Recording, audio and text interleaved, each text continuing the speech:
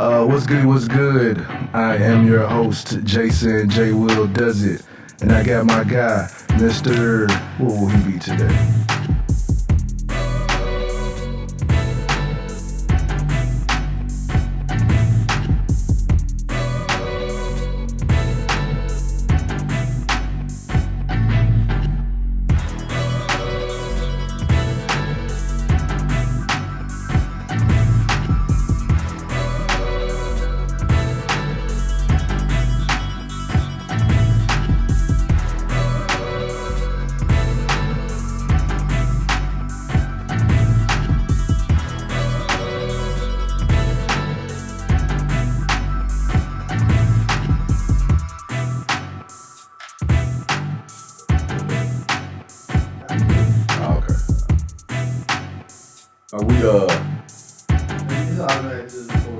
Okay. Are we smoking? No. Okay.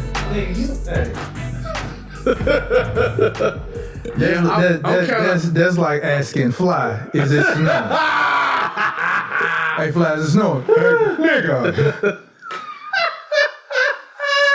It snowed 5 minutes ago, my nigga. Man, that man be on his lives, dog. I promise you, I just be like, he be on it at 4 o'clock in the I be AM. like, dude, it be 3:30 in the afternoon, man. And He be live. He be live at 4 a.m. in his car. In his car. That's all you hear. I'm like, what's good, fool? What's good, fool? You like, damn, you on it early. Y'all don't know nothing about that bump. No, nigga, I don't. If you up this early, well, you know what? I'll be on that grass just the same, so. But still, man. I can't say. Hey, my nigga, we talk about Fly. We all some J's.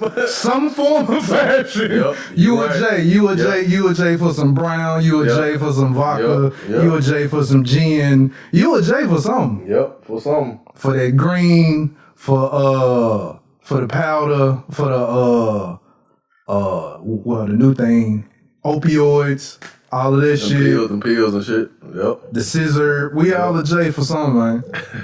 Some of the pussy.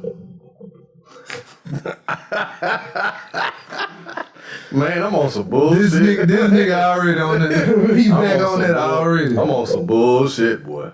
I'm on some bullshit. Like and subscribe, people. Like and subscribe. Yes, like and subscribe. Yes, absolutely. It is 4:20. We're about to get our medicine together. Yep, it is. Yep, it is. Man, you see that the tear Steph Curry been on. Oh my God. Man, he been ripping folks, man. God damn. Like, Steph was like, I'm back. I ain't got my boy Clay with me. It don't even matter. Shit, that nigga ain't got nobody. Nobody. That nigga ain't got Wiseman. Nobody. Everybody hurt.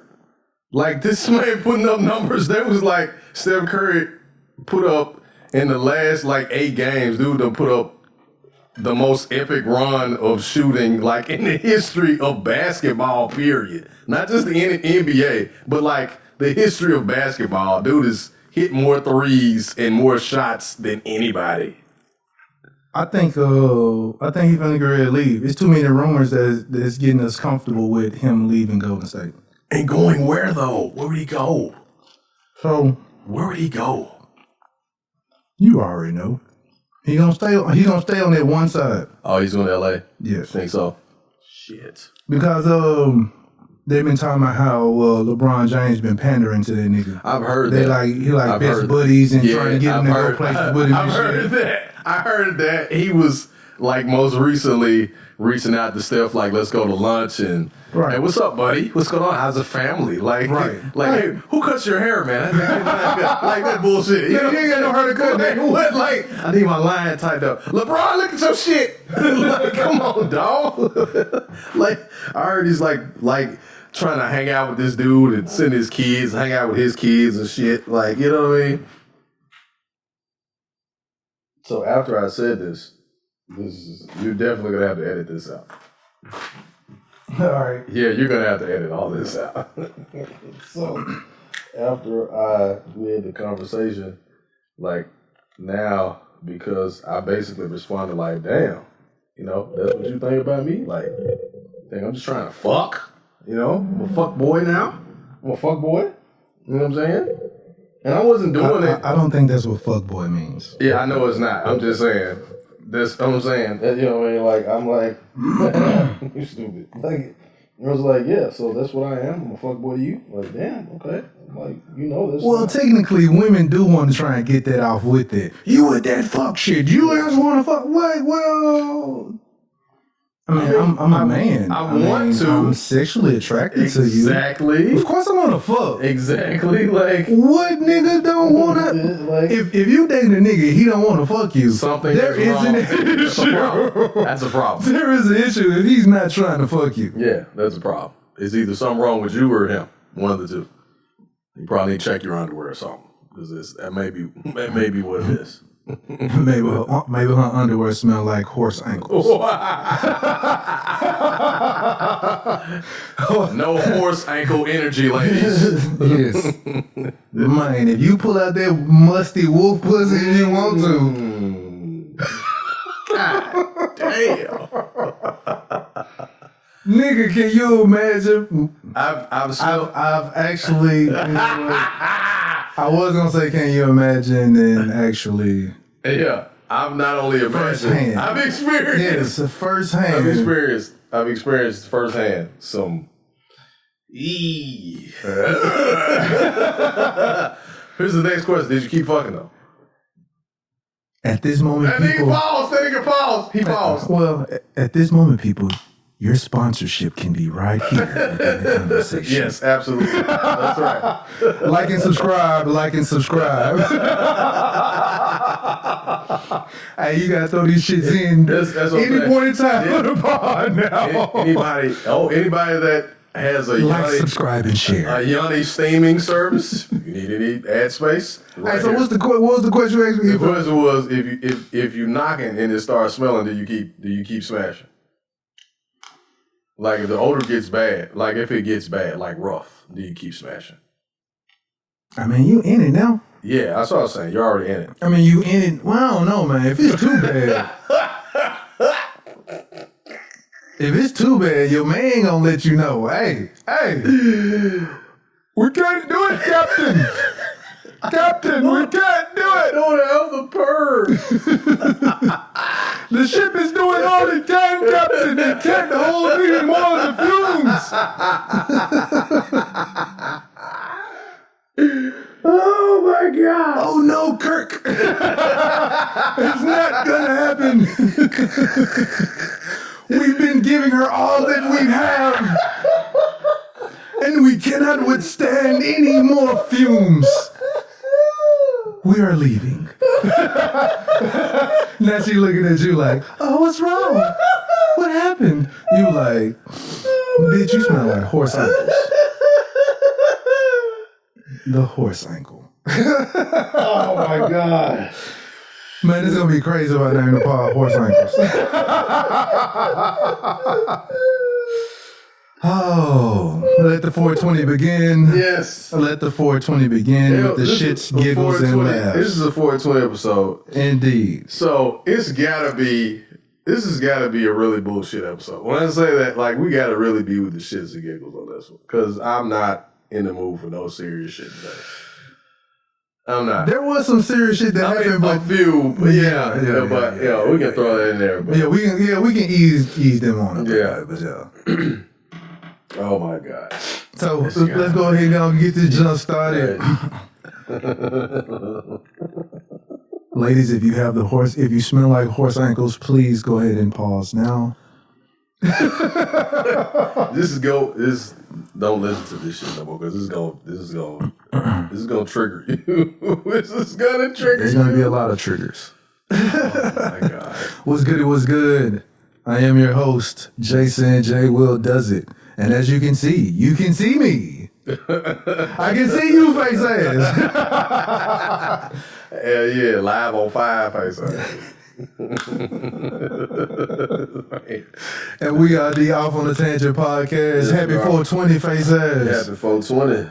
I am your host, Jason J. Will Does It, and I got my guy, That was me. Ivan, the Grizzly, That's me. the Great.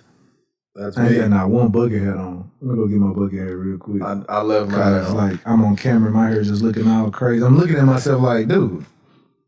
Man. And this is Camera episode gonna cut off and shit. right. Episode 81, I believe. 81. 81. Like the 81 Kobe put up against the Raptors. 81, baby. He always gonna quote. We're not a sports podcast, sir. I know we're not a sports podcast. It doesn't matter. You gotta honor one of the GOATs when you can, man. Rest in peace, Kobe. Rest in peace, man. Damn.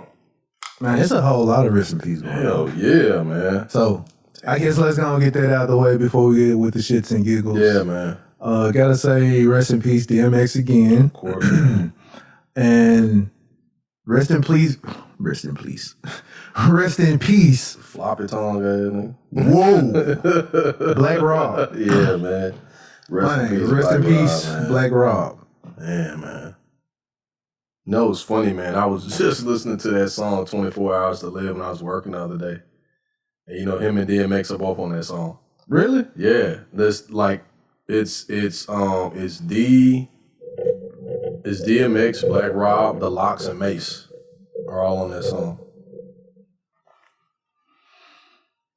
Cause it came on my Apple Music like the day after DMX died. I was listening to DMX. Some of them songs didn't age well to me. What you mean? The DMX songs. For real? There's a few songs that I like, but like when you come to, I think we were stuck in the nostalgia, but the whole album ain't. Well, I you know what? I give you a perfect example. The whole album ain't a classic, like we believe, and the reason why I say that is a classic album that we sleep on, and I get that you're artists and all of us would grow and your sound changes when you grow. But the best album there was ever that this guy has, he has never matched it yet. What was that? Kush and Orange Juice, Wiz Khalifa. Wiz Khalifa? Yeah. That was a great album. In honor of 420, Kush and Orange Juice is his best album. Ain't no debating. I would say I agree with that. Ain't no debating because he has not gone back to that sound. From that Kush and Orange Juice sound and album, he has gone and done something totally different. But that sound that he did there, my nigga, that's his chronic. I think you're right. That's his chronic. That album is bumping from beginning to end. I think you're right. I think you're right. He has yet to match. Now maybe the album with Black and Yellow, it might be like when a movie comes out with a part 2 to top the one, a sequel. Yeah. But it's still none of his albums match Kush and Orange Juice. You might have That joint was hard, man. Yeah, it was. It really was. Hey, what you got that mixed with? That don't look kind of good, man. I might have to. This is Snapple, pink. Really, you're supporting what? The Snapples? What happened? What did I miss? Did I miss something? I want to say they were boycotted a long time ago. We don't fuck with Snapple. Really? Yeah. Damn, my bad. I think it's like that thing with Tim's with the whole hanging of the tree. Really? Damn. I want to say something shit, like I that. didn't know about that. I'll boycott him when I'm finished with this. I'm like, where this nigga get them? I ain't got no pink grapefruit juice in the fridge. It's actually, I think I do got some. Strawberry lemonade and Terramana. But people, I would say with it being 420, go ahead, pull up your Tidal, pull up your Apple Music, Spotify, SoundCloud, however you might stream your music. Yeah, man. Pull up that Kush and Orange Juice, man. Yeah. You got it's 420, so you gotta do Wiz Khalifa's Kush and Orange Juice. You have to you gotta do Snoop. You gotta play some Snoop, man. You gotta play Snoop. Rolling down the street, Smoking Indo, sipping on gin and juice. I I don't know why I started saying that jump like I was buried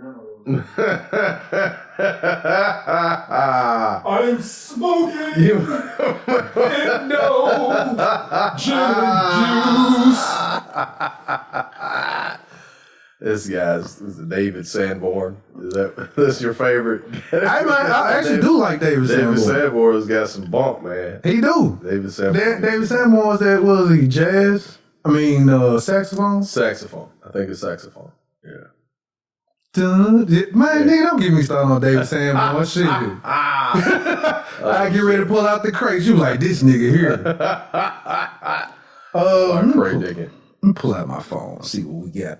While you're doing that, in honor of 420, I would just like to say that on a semi-serious note, it's time for all the people that got locked up for weed to come home, man. I want to say they are starting. They are going to get out. But they're releasing people. Them niggas pussyfooting around. They're dragging and shit. Like I'm like, come on, man, bring them. You know why they still want to get them coins off of that? Hell yeah, they want that slave labor. Hey, before you go. Hell yeah.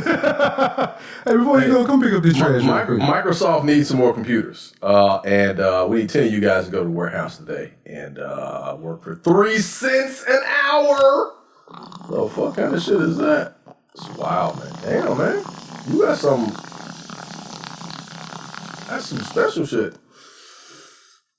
It's called a bubbler. Okay. Man, that was and amazing. That was amazing. Of course it filters out with the water and all that other type of shit, but they make everything smooth. I understand why Indians use the peace pipe. You're right. The peace pipe is like... You're absolutely right. And several people can get zooted off of this one little boat. Yeah. Pass that junk around, like, shit, I'm straight, man. Yeah. It's amazing, man. So it is, coming up with new technologies and shit on how to smoke. I think, for me, smoking has been therapeutic. Like, it's one of the things that has done more for me than anything else. Now, I won't say it has done more than anything else, but it's one of the things that has done more than anything else, man. Relaxing. I get to process my thoughts a little different, a little more smoother, simpler. I don't look at life as serious as I used to. Certain things are serious, but not everything. Like I used to take other things so much more serious. You know what I mean? Well, see, the wonderful thing about green is that one is from nature. 2, how should I say this?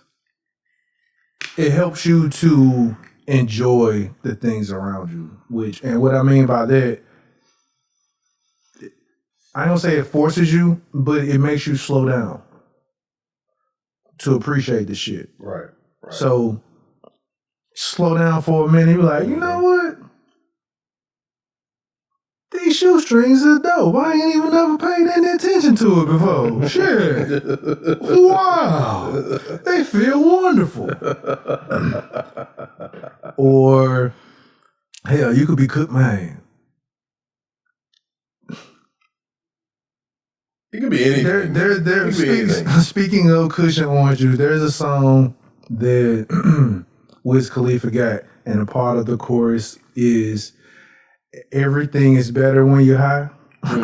Cause everything's better when you're high. Everything's better when you're high. Damn. Everything's better when you're high. Everything's better when you're high. That shit's so hard, man. I was like, it is better when you high. Driving is better when you zooted. Well, maybe not driving. Sex is better. Cooking is better. Sex is amazing. Sex is amazing high. Well, both of y'all are high? Yeah. Cooking is better when you high. The food tastes amazing. Yeah, it does. The food tastes amazing, my nigga. You ain't lying, man. Food tastes amazing. Watching TV, movies, is amazing. So listening to music. You understand music. It's like, man, why? Nigga, you can see sound when you listening to music, my nigga. Shit, you were like, you know what? This beat is red. Wow. I can see the music notes.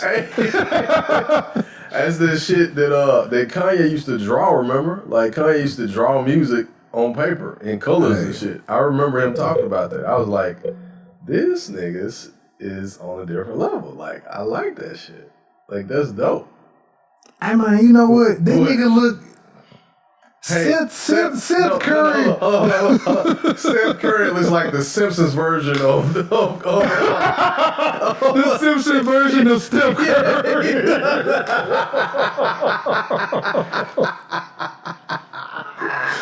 Oh man, he looks like the Simpsons version of his brother. Like his nose a little bit bigger. He got the little bit bigger hair. You know, they always gotta add some hair and shit. He got stronger features.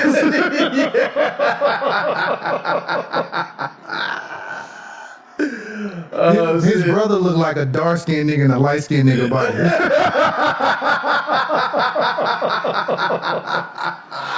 That nigga Hell yeah. Old Seth Curry. Oh boy. How you grew up being named Seth? And I'm like most black people who are very familiar with the Bible. Yeah. Mama, why you name me Seth? It's like, you knew I was gonna hate my brother. It's like naming your kid David. So I'm gonna become great and then become a murderer, like, and take somebody's wife. Like, what the fuck? Like, I mean, I'm just saying. David was not a good dude, man. Like, I don't know. I know this story. I grew up reading the Bible every day. But David, a lot of us are that. Well, no, a lot of us ain't. No, I've never done that. No, listen. I've never stolen another man's wife and got her pregnant and tried to cover it up by making her go sleep with him. And then when he doesn't do it, has a man murdered. It's the craziest shit ever. Like, nobody caught that. You know what I'm saying? Actually, there's a lot of King Davids out here. It's a lot of them. King David was a fuckboy. He was a class A fuckboy. And somebody's listening to this podcast like, oh my God, God's gonna strike you down for saying that. I didn't write it. It's in your Bible. There's a story of a fuck nigga. Exactly. Like, dude, I used to read that story and I'm like, this guy is terrible, man. Like, why would you do that? You're King David, you already got like as many wives as you want anyway. But you want that pussy. Yeah. It was like, whoo, I want this one, right? Yeah. Hey girl, man, she got the titties like I like. I mean, like, think about it. What conversation did you have with yourself to look across and see a woman taking a bath outside? Now, I don't know why she was taking a bath outside, but it's our business. I'm just saying, he was out of line. Now I was just gonna get ready to walk away, but you know damn well why. She's like, oh, it seems like a good day to take a bath outside. Right. I didn't know my buttocks were exposed. He was like, God damn, that bitch thick as a motherfucker over there. God, come here. Hey, go over there and get her and tell her, come over here. What'd you say, God? Yeah, guard. Oh, guard. Like, nigga, stop now. I have no parts of this. I'm not having any parts of this. No, that is not what I said. That is not what I said at all. I did not say God. I did not. God knows I didn't say Oh, boy. God. So, no, he says guard, his leader, his head guard, his general, or whatever. No, the guy was actually the general in the army. That was so bad. He was like, hey, a personal assistant, go over there and tell that thick-ass motherfucker over there to come on over here. I need to see what she talking about. You know what I'm saying? Like, baby, come on over. She like, oh, King David asked for me? Sure thing. She ain't go over there and say, King David, you know I'm married. I can't sleep with you. That's wrong. You just got to put me to death. She was like, Hey, you know what? Real talk. It'd be funny the amount of women who pull that off. Damn. What you just said. Ooh, shit. It's deep shit. Jason, now you know you got a girlfriend. You know blah, blah, blah, blah, blah. I'm on my way though. I mean, oh, JC, you know you got a girlfriend. She a good woman. You know you got so and so, so and so, so and so. Hey, I ain't got no panties on. No. We'll come over and wait till she gets over there and says, "Ain't you got a girlfriend?" Yeah, I do. You know, but no, she will on her way. You know what? Now she'll get over. And like you said, bring up your girlfriend. While she taking her panties off. We'll bring up your girlfriend. We'll say, don't you got a girlfriend? This, that, and other. And we'll start asking you all these kind of questions like, why you over here? I'm like, hey, you know what? Now that you ask, once you say, you know what? No, I ain't finna go there. Oh, shit. God damn it. God damn it. Let me put my thinking cap on. In second grade, I ain't finna put your thinking cap on. Oh, boy. That's, you know, it's, I've, see, now. I trust and believe if I'm coming over your house, I'm not bringing up your nigga. Hey, baby, don't you got a nigga? This, that, and other. No. Why you doing your nigga like this? Blah, blah, blah, blah, blah. And then I try to dig in, try to get the goods. Like, hell no. No, that's a turnoff. Like, no, I don't have anything to do with that. That's between you and him. Like, but that's where that morality compass thing come in. Yeah, that we talked about. Yeah. That throw the shit up. Yeah. I know you got a girl. I seen her. She do this, that, and other, blah, blah, blah. And then want to go in and seduce you. But you know what? I make them work for it. That's all right. When you start pulling that shit off, I'm like, you know what? You're absolutely correct. No, you're absolutely correct. What is that? You might want to, you know what? My bad for even wasting your time, love. I think you might want to go because I think this is not a very good move for either one of us. That's right. Then all of a sudden she'll sit and think for like 3 seconds. Yeah. Fuck, this ain't going as planned. Yeah. Mm-hmm. And then she grabs your dick and it's all over. You know what I'm saying? Or it's like something. It's like a metamorphosis happened. Yeah, I understand. She'll go to the bathroom. Oh yeah. Come back. Yeah. Either she just got bra and panties on. Yep. She still got her clothes on, but now she's sitting in your lap in a seduction. Yep. Or she in your bedroom just butt naked. Yeah. Jason, what you doing up there? You like, bitch, how you get in my room? And where your clothes? Now you know we don't ask that. Once you see she naked, it's like it's not that else to talk it's about. Like, oh, bitch, this was going on. Once you see an ass crack, it's like, oh well, sorry. Gotta go ahead and do it now. I'm in too deep. I gotta do it. It's no getting out.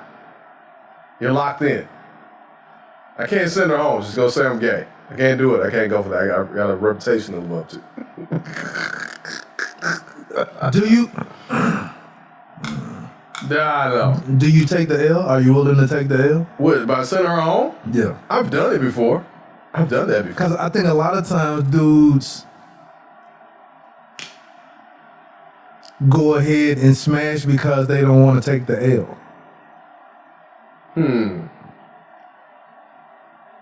Yeah, I would say that. I think women do too. Women definitely do. I'm here now. I know this is an L. Yep. I might as well go ahead and I'm just gonna ghost him for whatever. And hopefully it's not trash completely. Well, no, hopefully it's not good. So, because if it's good, I'm probably want to come back. That's what she's saying to herself. I hope it's okay, like mediocre. Or if it's just complete garbage and his dick is the size of my pinky finger, then she's probably not coming back. You know something funny? I was about to say something that's very pause-worthy, but I'm going to keep that to myself. No, it's something very funny. Somebody, I'll just say this, that I met and talked to told me about a guy who had like some kind of syndrome or something where his penis, erect penis, is probably no bigger than my finger. And so she was like, he was like embarrassed by it, and then she was like she didn't have sex for a year after she did it with this nigga. God damn it. You know what? Shit. That's something I don't understand. Like, she probably still tried to continue to try and make it work. No, she didn't. No, oh, she did? She told me, she was like, I was so fucked up after that. She was like, I could not believe his dick was that small. Because there are people who are out there who will still try to make it work and try to, like... Hey. No, he was trying to make it work, and she was like, no. She was like, sex is a very important part of a relationship to me, and you don't get the job done. And then he was even like... He was like, well, can I eat your ass? And then she was like, no, you can't do that either. A woman turned down and get her ass ate because his dick was so small. That's a terrible shit to be in. I'd rather go to jail. Technically, how a lot of women will look at that is, why would I want to get my ass or my pussy ate and you ain't got no dick to follow? That's right, you ain't got nothing to follow behind. So... it ain't no point. It's really... because even if you get a chick to come, she still gonna want some dick. It's still not the same. That's right. She still want the pipe. She gonna come, and then if she don't want it right then, trust, some minutes later, give it to me. You like, all right, bitch.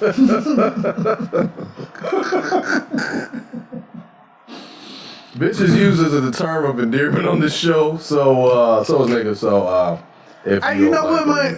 Hey, I still use that jump because in this day and age right now, there's nothing really that you can use without a woman saying you're offending me. Mm-hmm. If you say female, oh my God. I'm like, you're not a female? I'm a woman. Okay, ladies. And then you say ladies, then it's like you being condescending or some shit like that. You're like, dude. Like, I saw this, these folks get mad online because somebody what you eating? This is some 420. Dude, I hate them creepy ass commercials. The trolley commercial, that shit creepy as fuck. Oh man, trolley. I watched that commercial one night, right? It was right before I was going to bed. I think I had a nightmare about trolleys. It's these weird ass. It is, man. You know somebody high made that shit. You know they did. Trolleys, nigga, I'm scared. Fuck this shit, nigga. I can't go to sleep. You know what scares the shit out of me? Is your breath. No, nigga. That was not what I was supposed to say. I'm gonna tell you what I did. It was terrible. I fucked around one night, man, and I went to sleep, but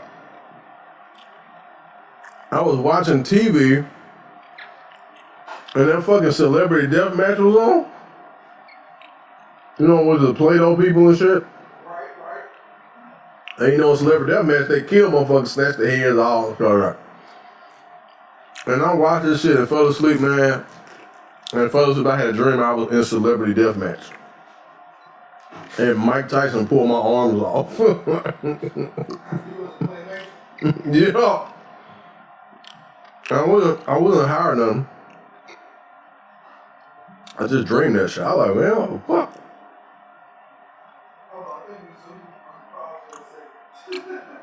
We get back on conversation. Do we need to pause? Well, no, not really, but I'm just saying pause that way I can just jump in and I know what to... Okay. I'm waiting. I would say happy 420 to everybody. This is the 420 episode. So hopefully you got the snacks.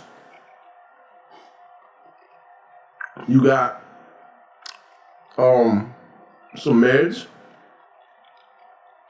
You may have some Eddies, some edibles, or something like that. I can't get into edibles, man.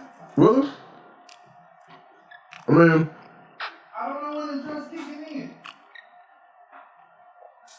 Edibles will sneak up on you. I don't know when it's kicking in. I don't know when it's not working. I don't know nothing. So I just make sure I just leave it alone. Yeah. Hey, how is it? This, you know, this is the rock joint, right? Smooth. It's good. I barely can taste it.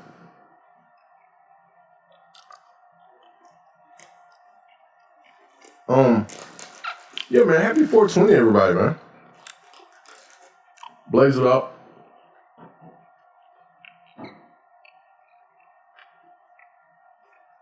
Get you some good snacks. Don't do like me though. Get you some healthy snacks. You can 420 it up and get some nice healthy vegan snacks.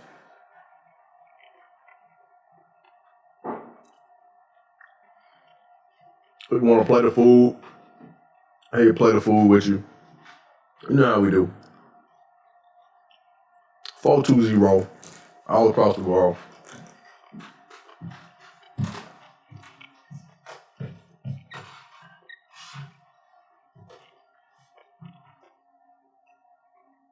My co-host is looking like he's looking like the guy that lived next door to Tim 2, man. They never know what he looked like and shit. You know, one who's just like peek his eyes over the fence and shit. Nigga, what are you talking about? I don't know, man. I'm high right now. Just random shit's coming to mind. Anybody listening will understand where I'm coming from. Sometimes you gotta be random, man. There's a balance in life. We're always thinking about shit and trying to figure shit out and doing shit and processing. This is true. Sometimes you just gotta be random, man. Enjoy life, man. So let's see. You know, we're off on a tangent, just off on all the random topics and subjects. Yeah, man. So, first off, I do want to,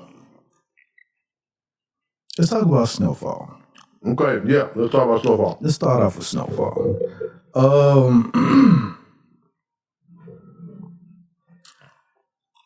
So, I made mention of the reporter getting done in. Mm-hmm. My nigga, this last episode, they picking up the pieces and sweeping them jumps up under the rug. Let me tell you. With the quickness, they getting rid of everybody. They getting rid of everybody. Everybody that need to go, gotta go. That shit like the fucking Departed, nigga. Like nigga, you fucking up the money. Everybody who fucking up the money, you gotta go. You gotta go. You gotta go. Mm-hmm. So, at this point, people, just want to let you know, spoilers. You know what? Shit, this, if you ain't seen about that, man, hey, you just don't, you don't watch it. You don't watch it. If you ain't seen about that, you don't watch it. Mm-hmm. So, let's see. Man Boy is gone. The sister is gone. What was Scully's girlfriend? Scully's girlfriend is gone. Mm-hmm. The reporter is gone. Mm-hmm. And now the question is, do they get Franklin's dad? Hey, what we finna do about your dad, my nigga? Oh, God. Hey, that nigga walked up in there just so bold, like, hey, what we finna do about your dad, my nigga?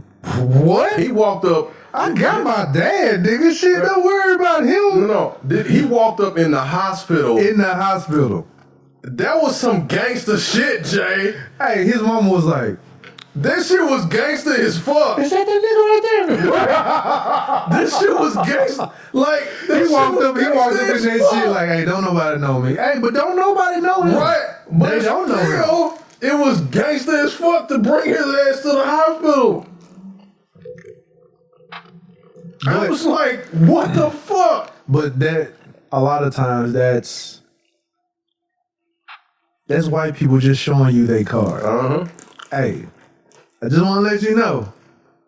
I'm a white boy. I can do what the fuck I want to. Right. Even if they looking for me. Even if they looking for me, I'm right here. Shit, your mama know who I am. And she ain't even seen me. His mama looked like. His mama knew off the rip. She knew exactly. When he came in the door, she knew who he was. How the fuck you know who he is? Because, for one, the way he walked in, and she's been around the criminal element now. The criminal element. That nigga didn't, when he walked into the hospital, he didn't off the rip look like he was. No. He looked like he ran shit when he walked in there. And when he walked in, and then when Franklin saw him, she looked at Franklin's response to seeing him. And she was like, who the fuck? And then she looked at him and like, motherfucker. That's what she was thinking, like, this motherfucker. This man said, I took care of the reporter. So what we gonna do about your dad? I'm like, God damn, you just got right to it. Got straight to it. Like, got straight to it. God damn. Like, then Franklin standing like, fuck. Like, nah, Franklin, nah. You was a gangster and shit when you was pistol whipping your dad and shit. And that's the difference between white man and black man. Black man got a pander before he get to the shits and pull his dick out. White people already just got their dick out. Hell yeah, they get up in the morning. Hey. They get up in the morning. Oh, you don't want to suck this? Yeah. Oh, shit. You sure? You sure? Yeah. Black dude like, hey, baby, shit, I know you. You know, you do it sometimes. Shit. Do what? Go to dinner. Go eat barbecue. What? I mean, you want me to take you to get barbecue? Right. Like, he thinking about like, you don't enjoy it. You know, you got to talk your way up into the shit. Yeah. White man dick already out like. Like, hey, you want to suck it? What do you want to do with it? Hey, you want to put it in your earlobe? Like, hey, I got it out here. Like, you know what it's out for. Shit. He walks in the hospital, man, and basically says, Franklin, okay, you want me to do it or you going to do it? Like, what? Like, you know, how we going to? And see, that be the thing. That nigga don't want to wait and let you figure it out. When he say some shit got to happen, you got to do that shit right away. Like, nigga, fuck out of here. You got to do that shit right away. Only because he's trying to make a move on the CIA because they done pushed his ass out. Yup. That's that power, man. Now he got the connections. And that conversation with Ivy was deep as fuck. What you mean? The conversation he had with Ivy, when Ivy was like, dude, you in the game now. You in the game. It ain't no getting out. You in it. You know too much. He was like, you got all the contacts. You got all the resources. What you mad about? Like, you a gangster now. You know what I'm saying? Just like he told old boy, the Hispanic boy.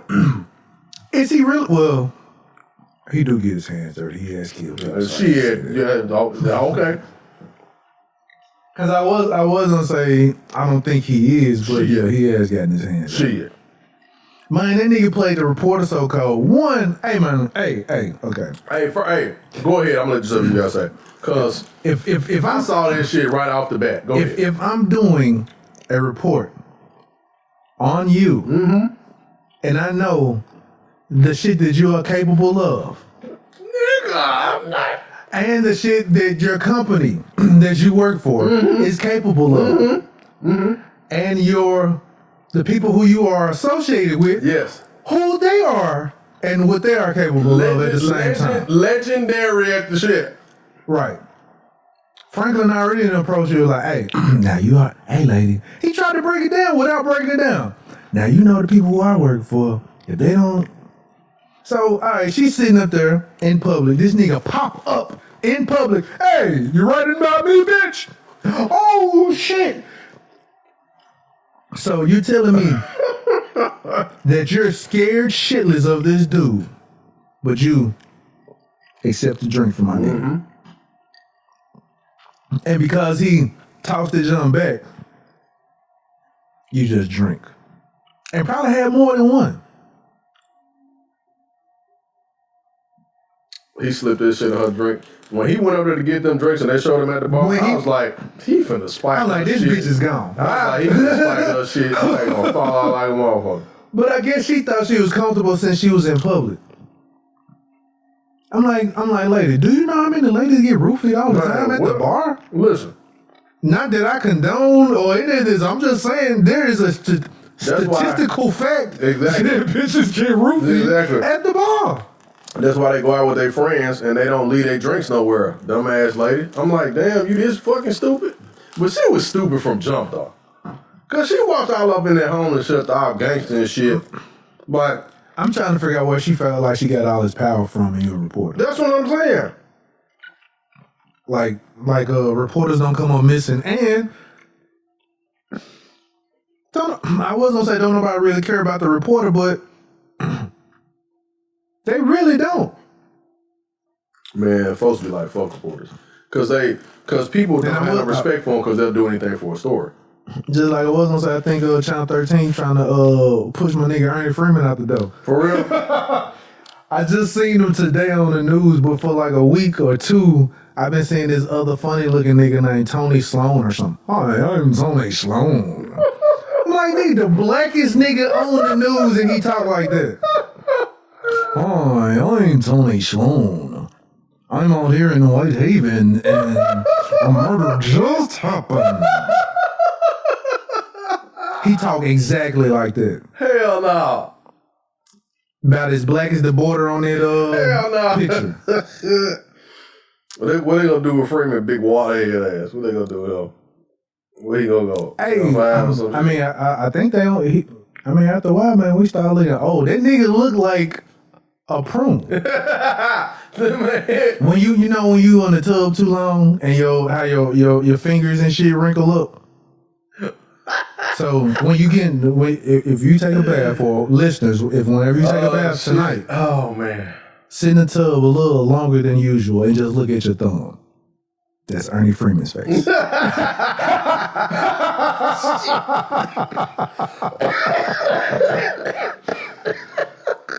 nigga face look like a thumb, a wet thumb. Oh my god. Oh man. God damn. But hell no.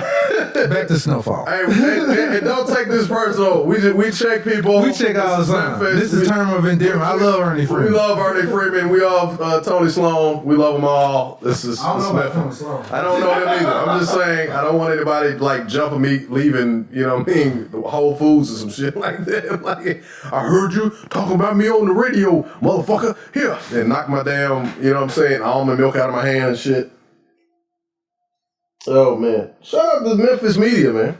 Shout out to all the podcasters, all the people doing their thing. Shout out to Trigger 901, man. Oh Yellow and K. Shout out to Coffee and Wine, Lorenzo and his lovely bride. All the people doing big things, man. You know, Esco. Verbally Effective. Shout out Verbally Effective Podcast.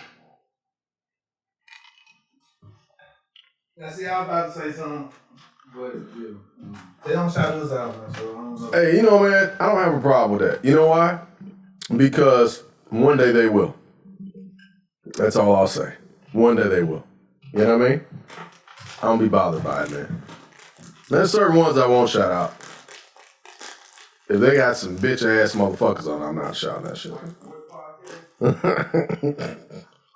Or knock off on a tangent podcast. The ones that like try to sound like us and shit.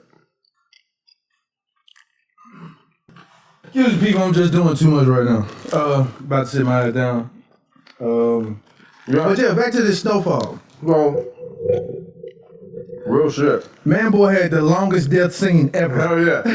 Man Boy had that 1975 ad death scene and shit. Nigga got shot 9 times.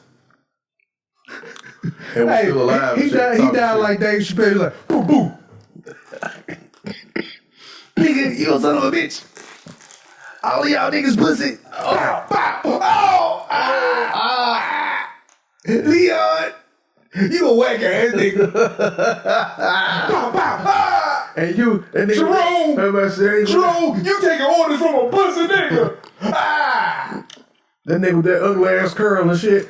Franklin shot the nigga in the throat and he still was talking shit. He was like, nigga. He was like, nigga, you always did talk too much, nigga. So I always did talk too much, nigga. You got in the way of business.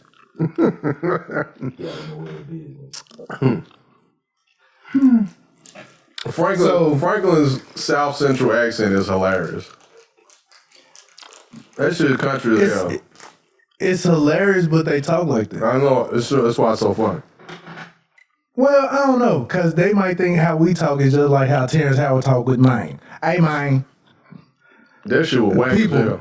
Just want to let you know, how Terrence Howard talk is not how Memphis niggas talk. Not even close. That is not. That nigga talk like maybe somebody from Alabama or some shit, but that is not how Memphis niggas talk. Yeah, that shit was like disappointing.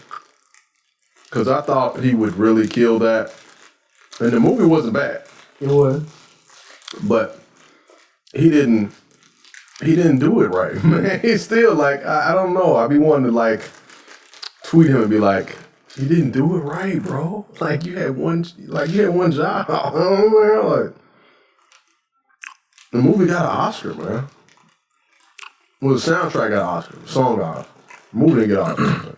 So what you think is gonna happen to what you what you think what you think Scully finna do? Well, first off, before you say that, you are, or you do, ever since we made mention as far as the Crip and the Blood thing, the sides, it's very apparent now. Yeah, it is. They even started the scene off with Manboy on the phone with this hints of blue within his shirt. And when they played dominoes, he was like, what he's like? He's like, 5 Crips in a 2-sheeter, Buster. You like 5 Crips in a 2-sheeter? But you know, he been wearing blue all the time though. True. He been wearing blue because Scully been wearing red all the time. But see, I ain't paid no attention to the Scully thing until that episode, and they had just a subtle red rag was sitting on the table. Yeah. I was like, okay, all right. And then, like you said, with Leon and Jerome, they just wear all black. They wear black all the time. Now, and one of those episodes, cause see, Jerome is an OG. So. And nigga, since when hit a nigga in the shoulder hurt and knock a nigga down and out? When Franklin and Jerome got to fight, because that's where Franklin got shot. Out in the arm. Yeah, in the shoulder. He got shot up here. Oh, okay, okay. Gotcha. Yeah, when she shot him in the back, the bullet went through his chest at the top. Cause I was looking at that fight, I was like, yeah, that's why Jerome punched him in the shoulder. I was like, nigga, if a nigga hit me in the shoulder, he do that. I don't want to fight you, my nigga. I mean, look at Jerome big ass versus Franklin, a little bitty. But he literally, after the first 2 punches, he was trying not to hit him in the face anymore. He was. And that nigga hit him in the shoulder, and that nigga feel like, he couldn't get up. This nigga couldn't breathe. I'm like, from your shoulder? Yeah, because that's what I can't breathe. That's the exit wound. Because anytime like he gets stressed out, you'll see him grab his chest like that. I don't know if I would fight Jerome. Man, hell no. I would have been like, you know what? And Franklin ain't no fighter. Franklin ain't no fighter at all, man. Franklin had his little skinny ass arms up and shit. This shit looked like a motherfucking cricket standing up on the 2 legs. He got one good lick in. He got one in. Jerome was like, oh shit, this nigga. He's like, oh hell no, you gonna do me like this in front of nobody, nephew. Whoop nephew ass. Oh man. So this is what I think is gonna happen. Scully's gonna retaliate for his girl's death. I don't think so. At first, I didn't think so either, but I think that's what they want us to think. I think they want us to think that Scully's not going, because he's been talking peace. Remember? He's like, all that hate in your heart is going to get you killed and shit like that. But he's also in this period of point where he think God is out to get him He thinks God for some stuff. He think that what he did put all of this in motion. In play. So right. This is a precipice point for him. Is he going to react, or is he going to just be like, you know what? Right. Man, fuck this, man. Right. Or do something to himself. You know what I mean? He seems to be like I don't know if he'll be hurt enough. Like, he may be hurt enough to take himself out with his daughter being dead and his girl being dead. You know what I mean? You know what I'm saying? Yeah. You know, but with him, you don't know. You know what I'm saying? I think the dad finna go to Cuba. The way that nigga rushed about the house. I think the dad already gone. He an OG. Like, he knows the game. Like, When the shit come down, he know exactly what to do. Him and the mother finna go. Him and the mother finna check. And the only reason why I say that is that scene at the hospital. I think so too. I think so too. When that nigga was like, nigga, that ain't your job no more. Yep. And she was standing there looking like. It's like either her. She's like, this motherfucker. She's torn between her son and her husband. Yeah, but I think she looked at that point in time. She was looking like, this motherfucker gonna get me killed. Like, I love my son. But he ain't gonna get him killed. The aunt took it straight. Thank you. She took it straight. Shit, she took 2. She got tapped twice. You know what I'm saying? Yeah. Like shit getting crazy. Like shit is getting crazy. I think, I don't know, Jerome also going crazy too. Yep, Jerome losing it too. Jerome, because the way he capped her, and then the reaction after he shot the old girl, I was like, I think this started to affect him. Yeah, but he told. What upsets me so much about Franklin is Franklin don't listen for shit. Like he does not. Damn, it sound like you bringing some bones or some shit over there. God damn, nigga. You crushing a brontosaurus burger, ain't it?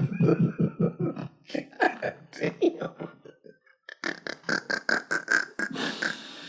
That man eating rocks and shit over there. What the fuck is that shit? Like he's rubbing some bricks together. It's a chicken tender. Damn. A faux tender. Ain't shit tender about that motherfucker. Shit.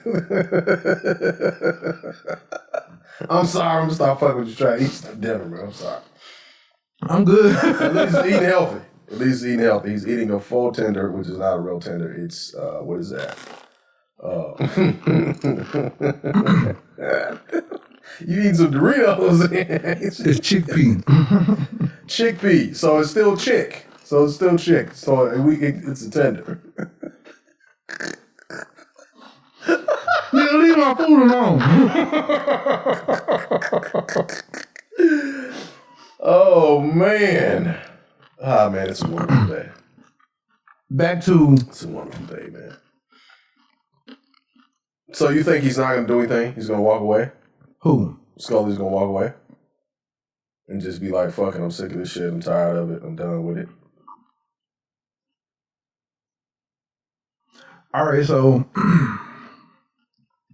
in that lifestyle, you have a choice.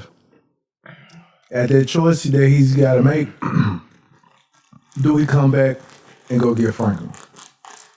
But with that choice, he knows if he make this move, there's some other thing that's going to follow. Mm-hmm.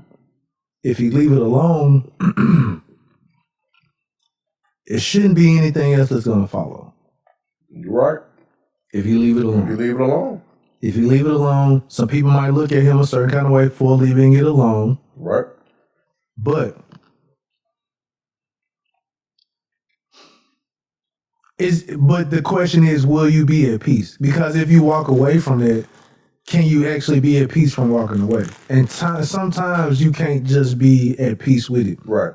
Because a part of you, like, you'll walk away, but there's a part of you that's like, man, I knew I should have kept that nigga.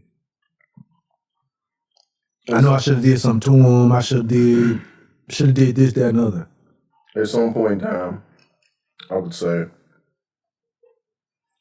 he's probably going to think that. But, you know, what does he have to gain by killing Franklin? You know what I mean? What does he have to gain by killing Franklin? Not really, not much. Revenge? That's the same thing he was telling her. Like that's the same thing. That's the same thing Jerome figured out. Killing that girl. Yeah, it didn't make him feel any better. It didn't. Louis wasn't healthy. It didn't do anything. Mm-hmm. It really didn't do a thing, other than take a piece off the board. That was it. You just took the piece off the board. Yeah. And I don't know what's going on with Leon. Leon is going through this whole emotional. Yeah, but he was wanting to apologize. Well, he did. But he didn't want her to die, though. He was like, I understand why you mad, because I accidentally killed your daughter. Or at least I think I did. But do we know if Leon killed her, though? Or not? We just know a bullet killed. Just know a bullet killed. Well, yeah, we don't know if it was his or not. Yeah. Hell, it could have been one of the niggas in the car. Yeah, exactly. It could have been fatbacks. Like, but it's just it's mainly the guilt of it all. It's the guilt of it. And he's the only one left from that altercation. Like, he's the only one left out of that whole thing. So survivor's remorse too. Yeah, so exactly. Yeah. It was something else I was gonna make mention of. Make sure I got everything about Snowfall. Let's see. Yeah, his dad's going to Cuba. His dad's going. Cause he said he wasn't gonna go without her. Yeah. And like I said, with that whole ordeal, the way she was staring at Franklin the whole time at the hospital while they were talking about the news. Yeah. The news was going on. She listening to the news. She like this. Mm-hmm. Her and that big ass mole. Jesus Christ. Mole like this. Oh my God. This man said her and that big ass mole, bro. Oh my God. Dude. You can't even look at her face without looking at that mole. Obviously. When I looked at The Wire, when I was watching The Wire, that's all I could see was that mole. Damn, she was on The Wire. Whose mama was she on The Wire? She was what's his name?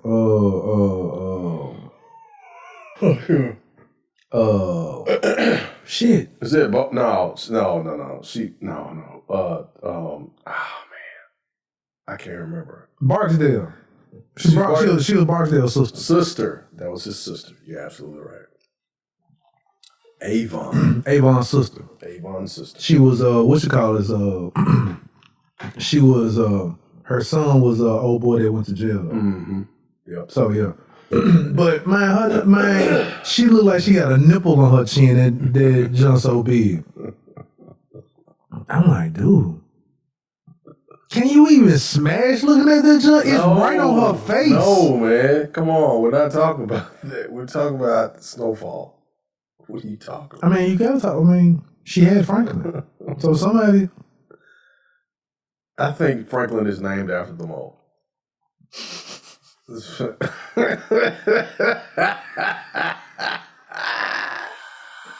Hey, I still can't get over. So Franklin's there.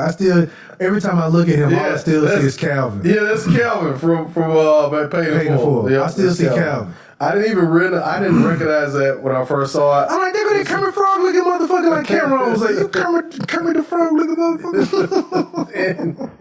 and sure enough, I was like, damn, that's him. But that movie is 20-some years old, so. Dude ain't aged at all. Not at all. They just cut his hair different and he got a beard. Still the same. He looks the same. He looks the exact same. I was like, damn. That shit's wild, man. Let's see. So, do got to make mention of this bullshit here. Hey, you see the army sergeant bullying the little black boy just walking the neighborhood and shit. Yeah, that weak ass shit. So I keep hearing a lot of people talking about, like, if it wasn't for that recording, that looks very resemblance of the George Zimmerman. Trayvon Martin and George Zimmerman. Yeah. Yeah. Nigga just walk in the neighborhood, broad daylight. Mind his fucking business. Mind his business. Dude come around talking about, one, telling somebody that they don't, how can you tell somebody that somebody don't live in the neighborhood? One. I guess he must you don't know every residential person in the neighborhood. He must have been over to the homeowners association or some shit. Two, you gonna tell somebody to get out of here. When a nigga walks away, you walk with him and keep telling him to get out of here. Like, dude, if you allow me to walk away, I will. I'll walk like away from your motherfucker. And then you pushing him. And he big as hell. And all of a sudden, 3 hours later, the whole neighborhood out. We all stay over here, nigga. We all stay over here, my nigga. Shit, now what? It was like, people need to get from in front of my house. And da. I was like, dude, you fucked up. Yep, you fucked up. It's gonna be a black person coming by your house every day now. Hell yeah. Yep. Sitting on the phone in front of your house bumping Young Dolph or some shit. Some Pooh Shiesty, twerk something or something.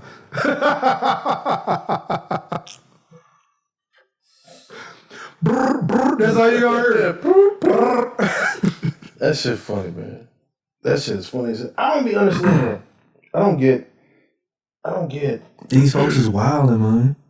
I just don't understand why in 2021, why you still fucking with people walking through the neighborhood. Like, you know this shit is gonna be recorded. Why does that bother you? Yeah. Why does that bother you? That you know what? I saw a list of things that's been happening. My only question is, what is the benefit?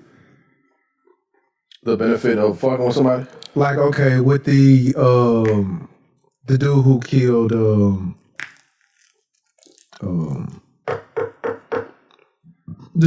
Chauvin dude.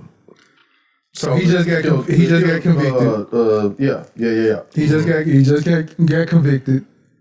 But my thing is, these people who are doing these crimes and killing unarmed black people or whatever, what is the benefit? Yeah.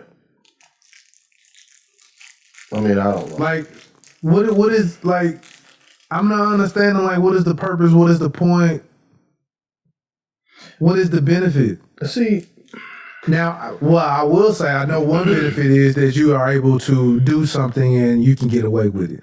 That's one. You think you can get away with it? Nigga, they are. They getting paid vacations. Yeah, but I'm saying overall though, they're really not getting away with it.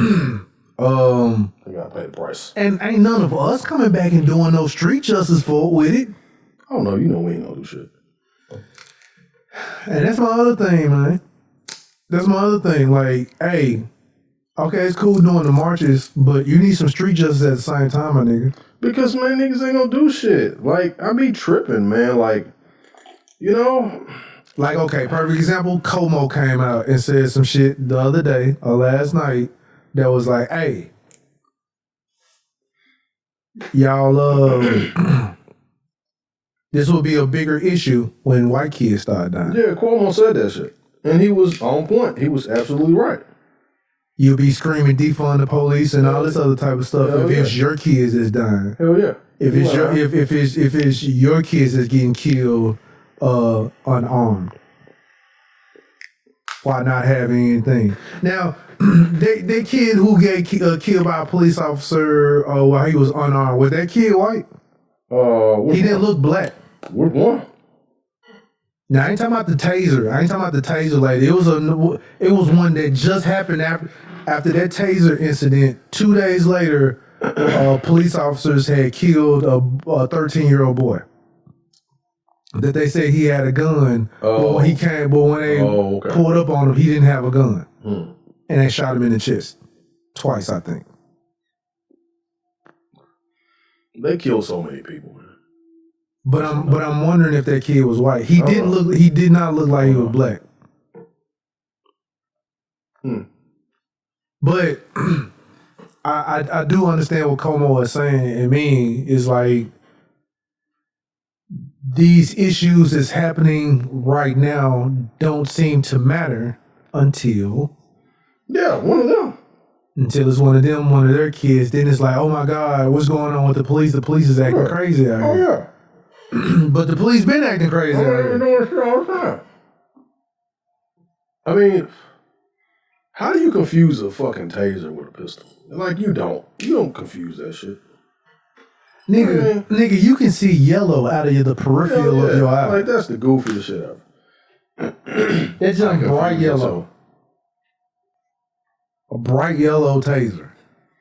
Lying ass motherfucker. That don't even weigh a pound. Hell yeah. And you know what? I'm starting to see a narrative of that Now that officers feel that they have a justified excuse to give, that's what they quickly go ahead and use. Like, all right, I've never seen in any video body cam where when a police officer is getting ready to use their taser that they intentionally say, taser, taser, taser, taser, taser. Oh, yeah. Yeah.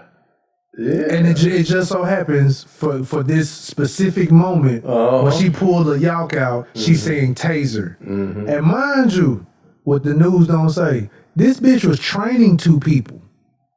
Damn, she was? She was when she shot that boy and she supposedly pulled the taser out and shot that dude. She was training. Damn. She was a training officer that day. So just think about the cycle of that shit. That's fucked up. So she trained that nigga and she killed a nigga on the day that she was training somebody. It's one hell of a training day for first day guy. Like, damn, my trainer killed somebody in front of me. So just think of the cycle from when that nigga gets out in the field. Oh, you gonna be fucked up. He probably gonna have to be retrained. He ain't gonna be, and the thing is, he ain't gonna be retrained. I ain't gonna send his ass on out there. So try not to do the same shit, nigga.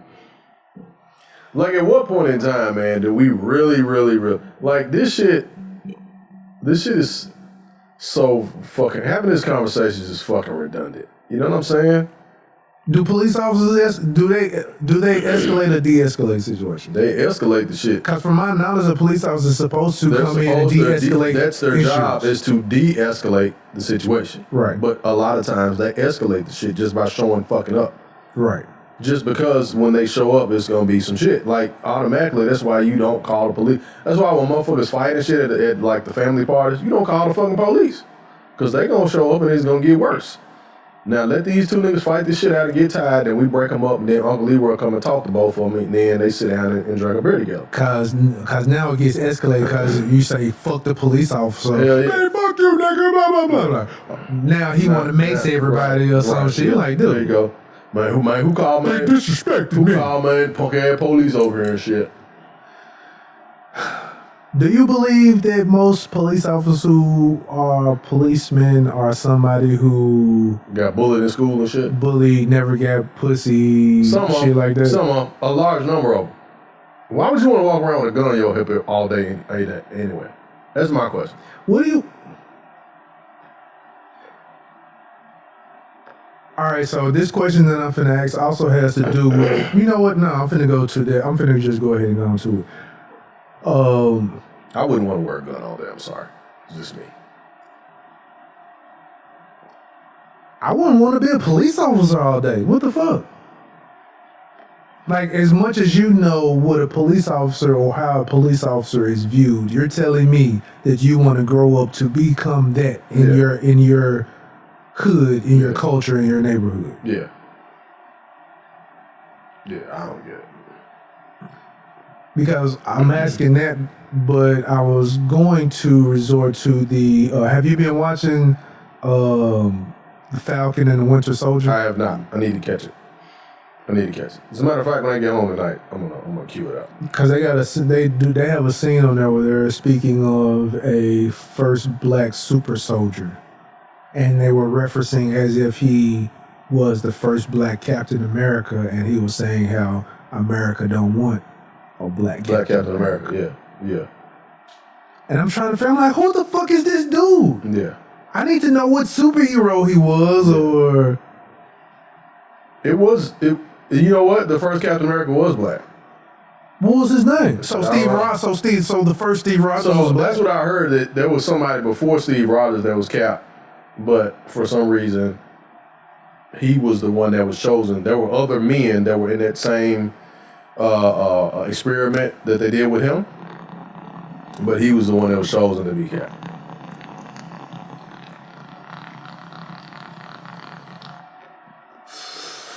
You already know what? Yeah.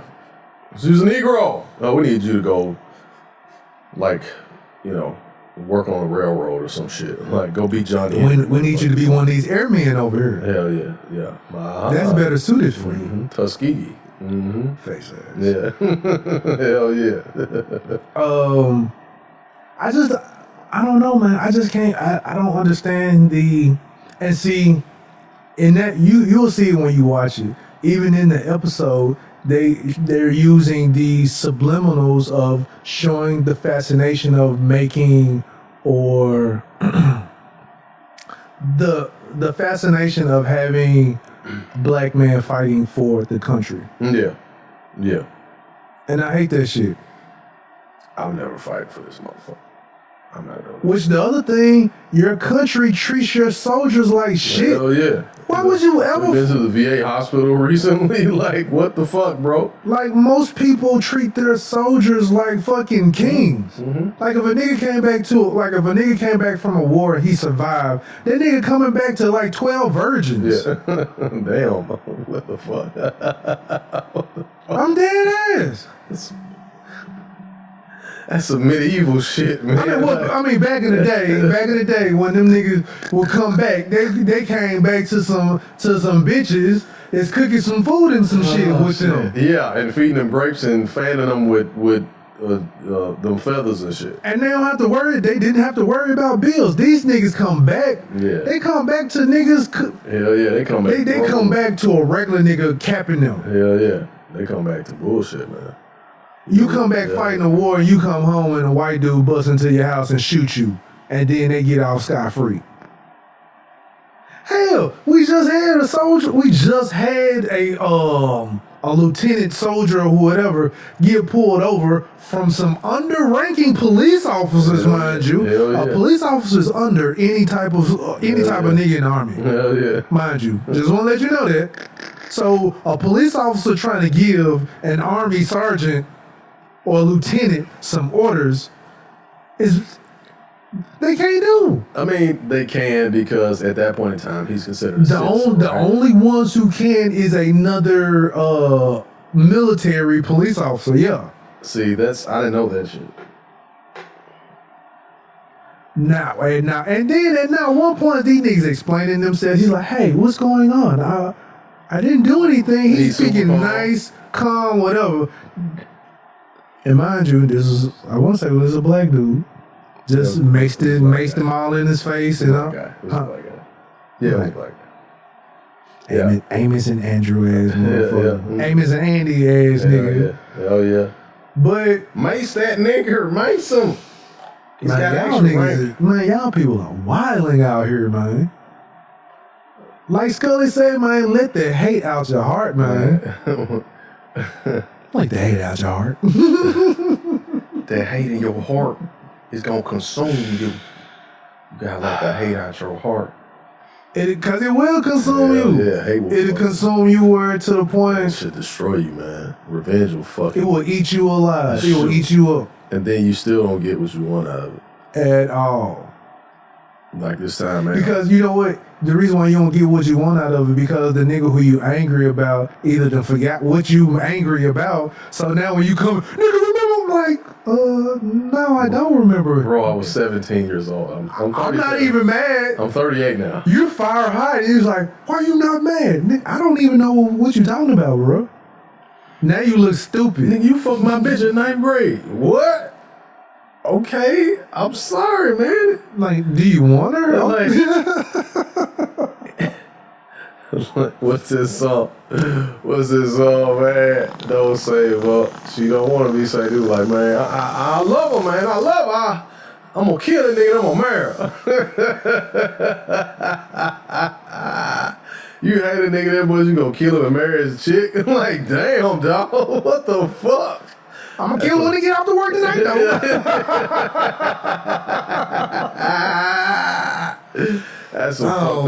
That's some fucked up shit, man. You know, man, I just want to talk about this real quick. Have you ever done some crazy shit for some pussy? No, I have not. Other than get married. That's about it. That's the craziest thing I've done, get married. For some reason, when I asked that, when I wrote it down, I was like, that nigga gonna say, yeah, I got married for love. I got married for love and for pussy, nigga. That's the craziest shit I've done. No, it's the craziest thing I've done for pussy. like done for it to get it, or like done because of it? I guess it could be one of those. Either or. I fucked this chick outside the house one time. Her kids were at home. Why did you do it outside the house? Cause her kids in the house, and they're older. Okay. And we went out in the backyard and smashed. She's like, I can't wait till they leave. I can't wait. I need it right now. I was like, man, what we gonna do? We can't do it in the car. And she was like, just come over. I'll figure it out. I was like, all right. Go over there. She's like, come in the backyard, Mr. Upshaw. I need you to show me. I was like, so you was cutting the. Oh my god. No, I was not. No, this is not current. This is not current. That happened a long time ago. I was in my 20s. She was in her 30s. So you was a lawn man then, huh? I was that night. I cut all that grass up. You get some cut up. He said, can he get some cut up? I'll cut your little ass up. Nigga trying to get some cut. Some trim, as they used to say. Trim. Sam out here trimming the bushes. I'm a single man. I'm supposed to trim hedges. I'm a lawn guy. What are you talking about? I think trimming bushes sound better. Yeah, trimming bushes. If you say you trimming hedges, it sounds like it smells like horse ankles. No, we don't want anything that smells like horse ankles. No, we don't want that. I'm a single man. I can do what I want to. Leave me alone. I get that, but trust and believe, somebody's still gonna shame you. Hell, nigga, you was even shamed for being a hoe out in these streets early on. I'm like, nigga, you finna be a hoe out in these streets. No, I'm not gonna be a hoe out in these streets. No, I'm not. I'm like, did I say that? Yes. I was a lying motherfucker. People go back early, like episode 3, episode 7. I was a lying ass nigga. Why I gotta be going through my whole phase? Why it's gotta be called a whole phase? I ain't no hoeing around. Now that nigga out here thotting hot box face ass. No, I'm not hot boxing. Monkey on a stick looking ass nigga. Monkey on the stick. I am not. And let me clarify something. Whole phase does not mean you're fucking everybody, okay? Whole phase just means you're dating. Right? What the fuck your eyes look like that for, nigga? You even had me on here fucking my shit up. You got me fucked up. Whole phase does not mean you fuck. Whole phase means you hang out and talk to several different people.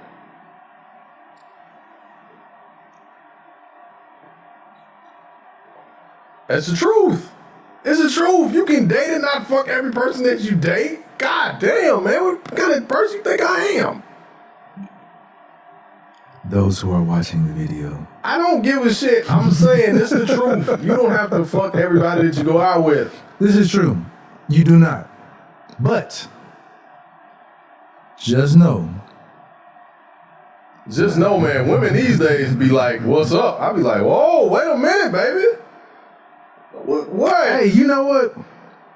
Shit. Back to our conversation we was having earlier. Yes, the conversation we were having earlier. Our conversation we was having earlier. Our roles have reversed to the point that we are the submissive one. Mm-hmm. The women are the fucking aggressor. They come out and be like, hey nigga, when you finna give me some of that dick? You be like, oh my God.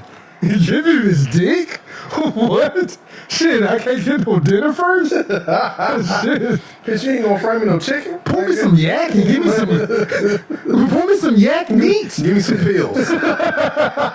At least roll my blunt, baby. Shit. At least Bill Cosby me or something. Like, God damn, they're like, when I'm gonna get that dick? I mean, I gotta take They don't foreplay your ass. They don't massage your dick. No. Hey, when you gonna give me that dick? Is what they come through in the text message. Yeah. Hey, and actually, I'm on my way. You like what? Okay, hold on. Let me go shine. Let me go wash my balls. Let me go whole bath right quick. Let me go. Let me get the dial from in, so they don't smell like horse ankles. Yeah, man. Women are aggressive as fuck these days. But it has come to the point we allowed it. I would much rather, and when it comes to sex though, I would much rather them initiate it because it takes out takes all the guesswork out. Yeah, it does. It takes all the guesswork out. And I don't have I don't, you know. All you gotta do is start taking the shirt off. Once I see that, I'm like, oh, this shit. She was saying, like, hey, hold on, let me grab these trousers. It's a go? It's a green light? Yeah. Like, here you go. Okay, zip. Well, no, you know, you gotta act like you don't want it. You're like, oh, is this what you're you know what? Shit, okay. I'm gonna help you out here. I mean, you want me to do this? Zip. Like, no, I don't. I shouldn't be doing this. I have a girlfriend. Well, I had a girlfriend. I got a new one now. Shit. You know what? All right, I'm gonna tell a part-time lover. I'm gonna tell a story. Tell the story, sir.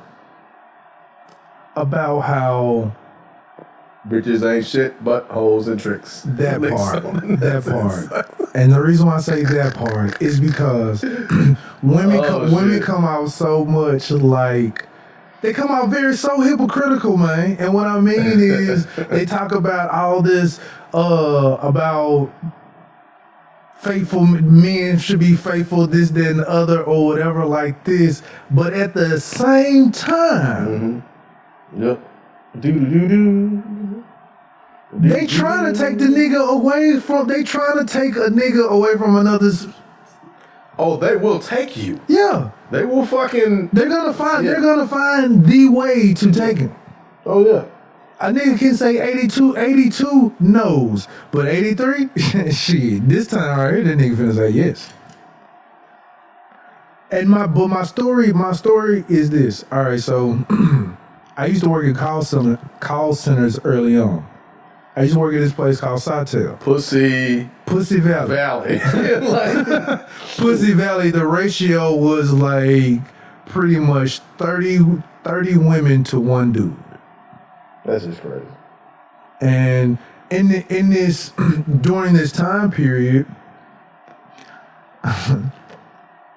chicks didn't believe me when I say this later on. But I was doing a experiment. Okay. And the experiment was strange looking. You remember I used to walk around with a wedding band on. You remember that wedding band I used to wear around? Crazy ass motherfucker, man. You was crazy. I used to wear a wedding band. He used to do that shit on purpose, man. No one was on approach him because they ain't go. That's fucked up. So I had a wedding band that I used to wear at work. So I would wear the joint, and it was a conversation starter. Jason, you married? So I would talk up a chick. Like I was like, yeah, you know, I love her, this, that, another, blah, blah, blah, whatever. And I'm single. It's a motherfucker. But the key to me doing that is, one, when chicks know that you are in a relationship, they ain't gonna hound you for time. Damn. The game is to be sold, not told, my brother. but I'm just saying. And you ain't lying though. But when a chick know that you are in a relationship, she's not gonna really hound you for time. So it's, in all honesty, that's why it is truth. That is why you should always tell a chick that you got somebody. I have somebody, ladies. You should always tell a chick that you got somebody, because if you do, one, if she really want to fuck with you, she gonna fuck with you. Yeah, she gonna fuck. That's how you know she really want to fuck with you, because she still fucking with you. Two, she ain't gonna, when she know the situation, she ain't gonna be hounded for some time. Are you gonna be like, hey, all the time, hey, I'm cuffed right now, blah, blah, blah, I'm gonna holler at you later. And I ain't doing shit. I just don't feel like talking. Or I'm just seeing if you gonna go for it.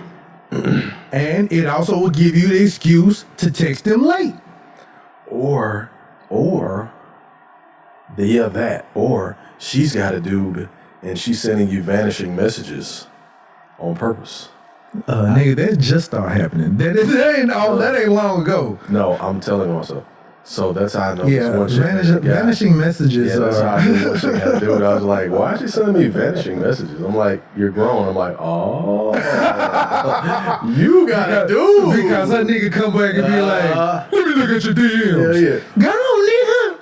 And all of a sudden, that just look like this nigga who just stalking you. But this nigga here, he just be stalking me. But no, like both sides vanish. Like every message vanishes from both sides. So they can set it to where they can, like on Instagram and shit, So once, And on Facebook, so what you're saying they is can once send- they said it, any they'll- message that you send will disappear. Automatically. Like automatically. That shit's crazy, man. Technology's a bitch. Like technology is a sneaky bitch. Yeah. That's why Technology, like, hey, I done got caught caught cheating too. too many times. Let me make a bot. Let me make a bot this that chick sent me a message. deletes my messages on its own. And like I was like, what's up? And then she sent it and I read it. When I read it, that motherfucker like poof. I was like, what the fuck? I was like, that motherfucker went away. But let me go. I'm gonna go back to my story. Yes, sir. Go ahead to your story, please. So the story, and anybody who knew, they were like, he sure did used to wear this ring. Women will come up and be like, Jason, you married? I'm like, yeah. And get into a conversation about it. And all you gotta do is just talk up a relationship that you either have been in, or you might currently be in, or just got out of, or whatever like this. So you just talk up an old girlfriend, you just talk up whatever like that. They're intrigued, they're interested. They don't like nothing that don't nobody else like. Exactly. Mm-hmm. So now they're interested. Now they want to take you from your They want bitch. to take you from your guy. I want this bitch that I want him who this bitch got. Yeah. I gotta take him. Yeah. So now they're doing everything. Hey, you know what, Jason? Hey, take my number down sometime. Or, hey, me and some friends going out for some drinks. You want to meet up with us? And that was just her when you get there. But mind you, while I'm supposedly married at work, there have been several women that came and gave me their number. I go to the restroom, their number written down in my notepad. All this other type of shit. Yep. Then, what is it? Willing to come over. Then when they come over, like you say, Chase, I can't believe you got me over here and you married and shit. Cause all you gotta do is like, well, she out of town, she out with friends, whatever like Damn, that. slick ass nigga. That shit slick as fuck. But that's what they want. That's crazy, man. That's what they want. And like you said, don't no chick want a nigga that don't nobody else, that don't nobody want. Yep. Because if you off top single, you're like, why this nigga single? Now they're not as intrigued, and you gotta work a little now bit. They're not as intrigued. And it's like, why? What's wrong with you? Why you ain't got nobody? Right. But if off top, like I said before, if off top, hell, DJ Paul even said it in the song. He always got a girlfriend, even when he ain't. Damn, ain't that some shit? Wow. Once you peep that part of the game, I can spill that part of the game, cause shit. It's kind of the standard. I would say that's a known unknown part of the game anyway. I got a girlfriend. Steph Curry. That's me in inboxes. I be like Steph and the motherfuckers. Shoot my motherfucking shot. It's Shoot my motherfucking shit.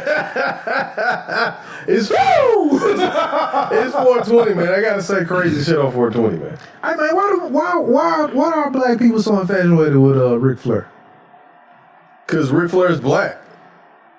Think about it. Just think about it. Ric Flair He's so fucking niggerish. He is like He ratchet and he that nigga. Like he do shit that niggas do. Like he talk shit. Rolex wearing. Nah, thank you. Diamond necklace stealing. Girl stealing. Jet flying. Woo! Rolex wearing. Woo! Rolls Royce driving. Woo! Good looking son of a gun. And I'm having a hard time keeping these gators down. Woo!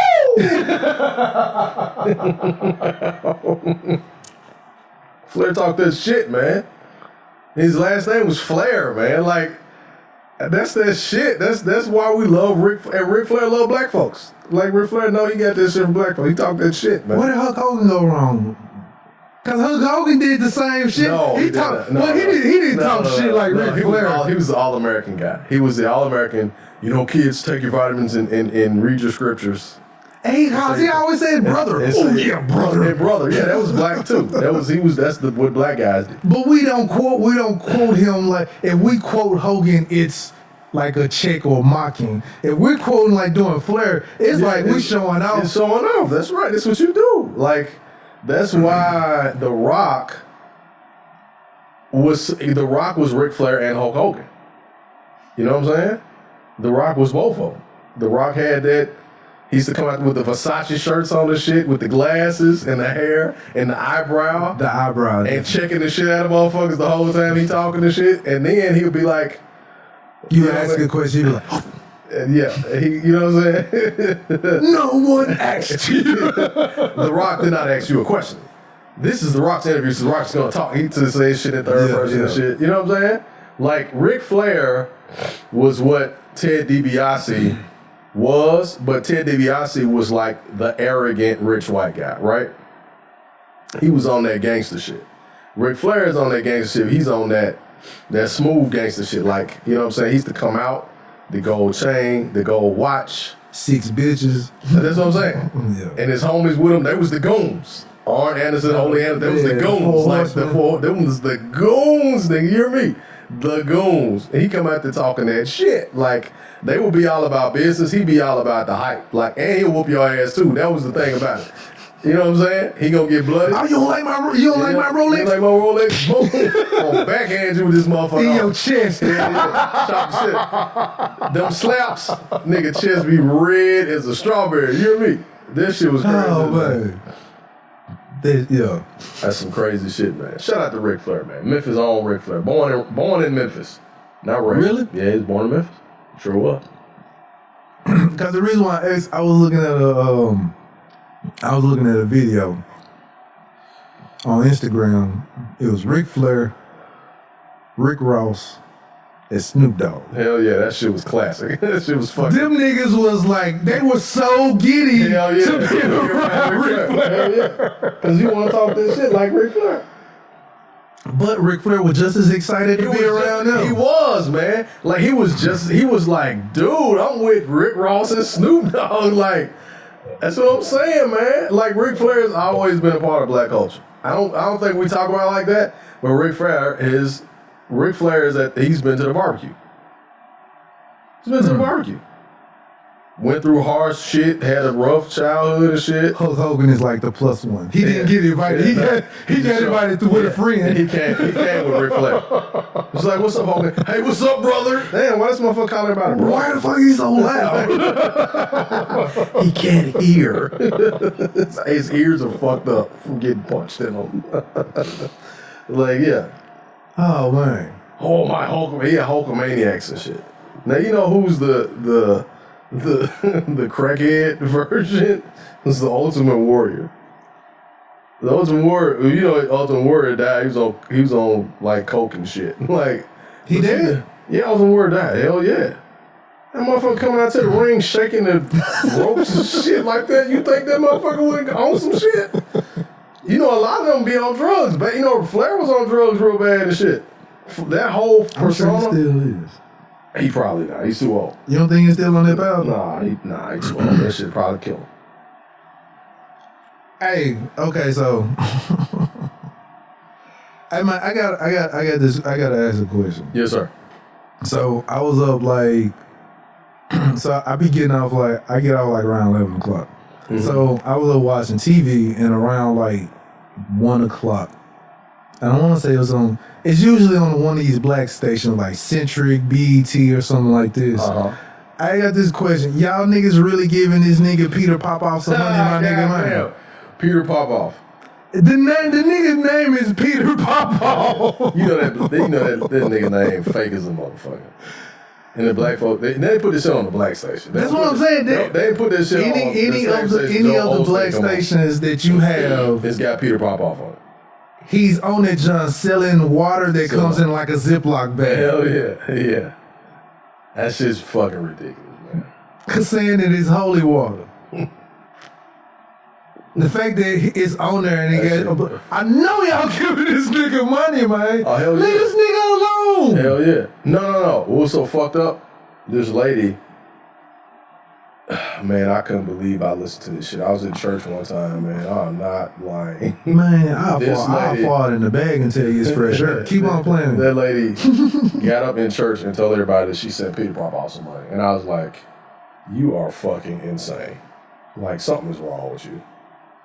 You don't, like, you're... Do y'all not know what a scam look like? That's what I'm saying. Like, so you're telling me that you won't give to your local church, or you question the money that your local black church takes in, right? But you finna get these niggas that's gonna give you some water in the bag. Like, and this shit was, and then he had... When you say it out loud, it even sounds nuts. It sounds fucking... This nigga selling you water in a bag. Knucking futs. That's what it's like. This motherfucker had like some prayer clause or some shit that he claimed he got from...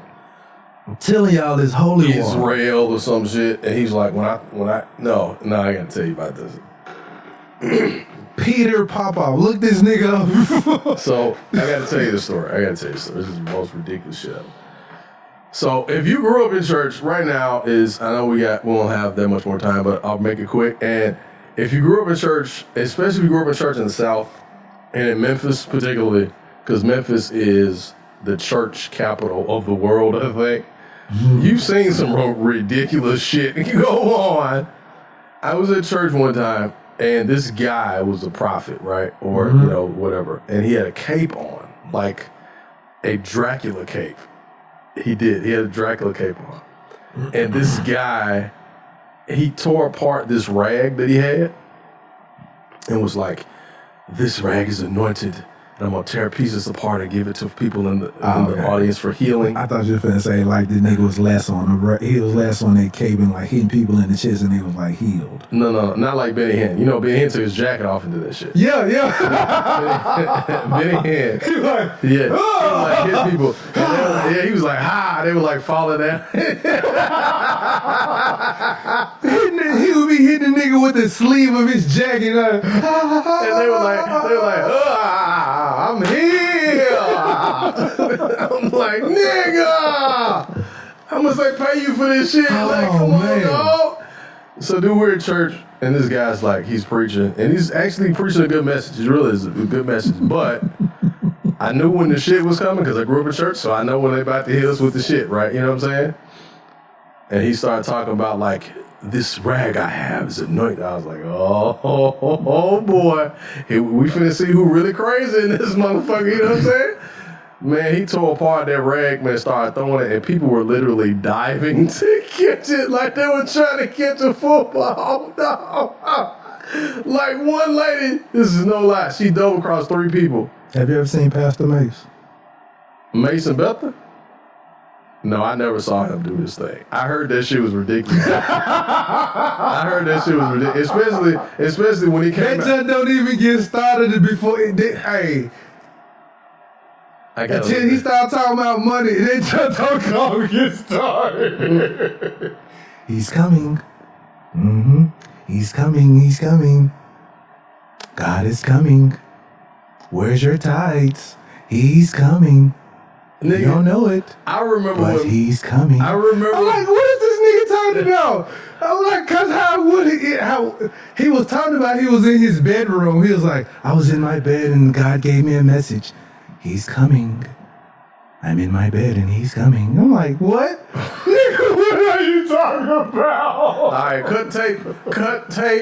Cause sit here and preach not one word, not nothing. Just like when Walker was like, cut tape, no, Walker, we live, can't cut tape. Run that back. Oh shit. Damn, man, y'all wrong. Run that back. Nope. Don't run nothing. Dude. So that whole Mace becoming a preacher shit, I gotta say, now that I'm older, that was some fuck shit from jump. That nigga did that shit to get out of his contract. He did that shit to try to get out of his contract with Bad Boy. Yes, the fuck he did. And it did not work. But it didn't work. It's a history of a lot of bad boy artists that end up going on to religion after they leave. Yeah, because Lone became a Muslim Right. when he went to jail. He Right. became a Muslim. Right. Muslim. Shine, he became some type of Sikh. Yeah, or something like He's that. like a Sikh or something like that. Yeah. Mace, pastor. It's somebody else. I was gonna say something real fucked up. I'm not gonna say it though. I'm not gonna say it. I'm just feeling real fucked up right now. Go ahead. And I was gonna say Biggie became Jesus. I made some people think when I said that. Biggie became a martyr. Yeah. I know a lot of people talk about they like, damn, what happened? Like everybody that Diddy has been associated with, something bad has fucking happened to them. Oh my God. It has. Like, dude, like, Biggie died. Is either they're dead in jail or broke. broke or fucked up. Yep. Craig Mack. Damn, I just forgot about that. Dude, have you? And Craig Mack got a real religion. He became like, And that's what. Yeah, that's the other person I'm he talking about. became like religious. an extreme, Yes. like They psycho. said that nigga joined the cult. Yeah, he joined like a cult and shit. Like, He yeah. was like, He was in the cult. yeah. Like, I read that shit, I was like, what the fuck? I'm like, did he drive motherfuckers to join David Koresh and shit? Like, Do you realize that he was the logo? Who? Craig Mack. For Bad Boy?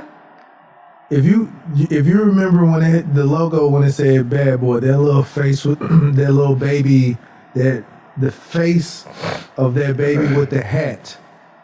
That's Really? Craig Mack's face. I didn't know that. I didn't know that. And you know that him and Biggie had a beef. They ain't like each Yeah, they other. didn't like each other. He thought Biggie was whack. He thought he was a better rapper than Biggie. That whole flavor in your ear when they was on the Yeah. remix, their verses was talking about each They were other. talking about each other, yeah. Yeah. They Your rappers bore me. Yeah. Put my dick, hold it for me. Yeah. He was talking to Biggie. No, that was LL that said that. That was LL said it. No, LL said that line.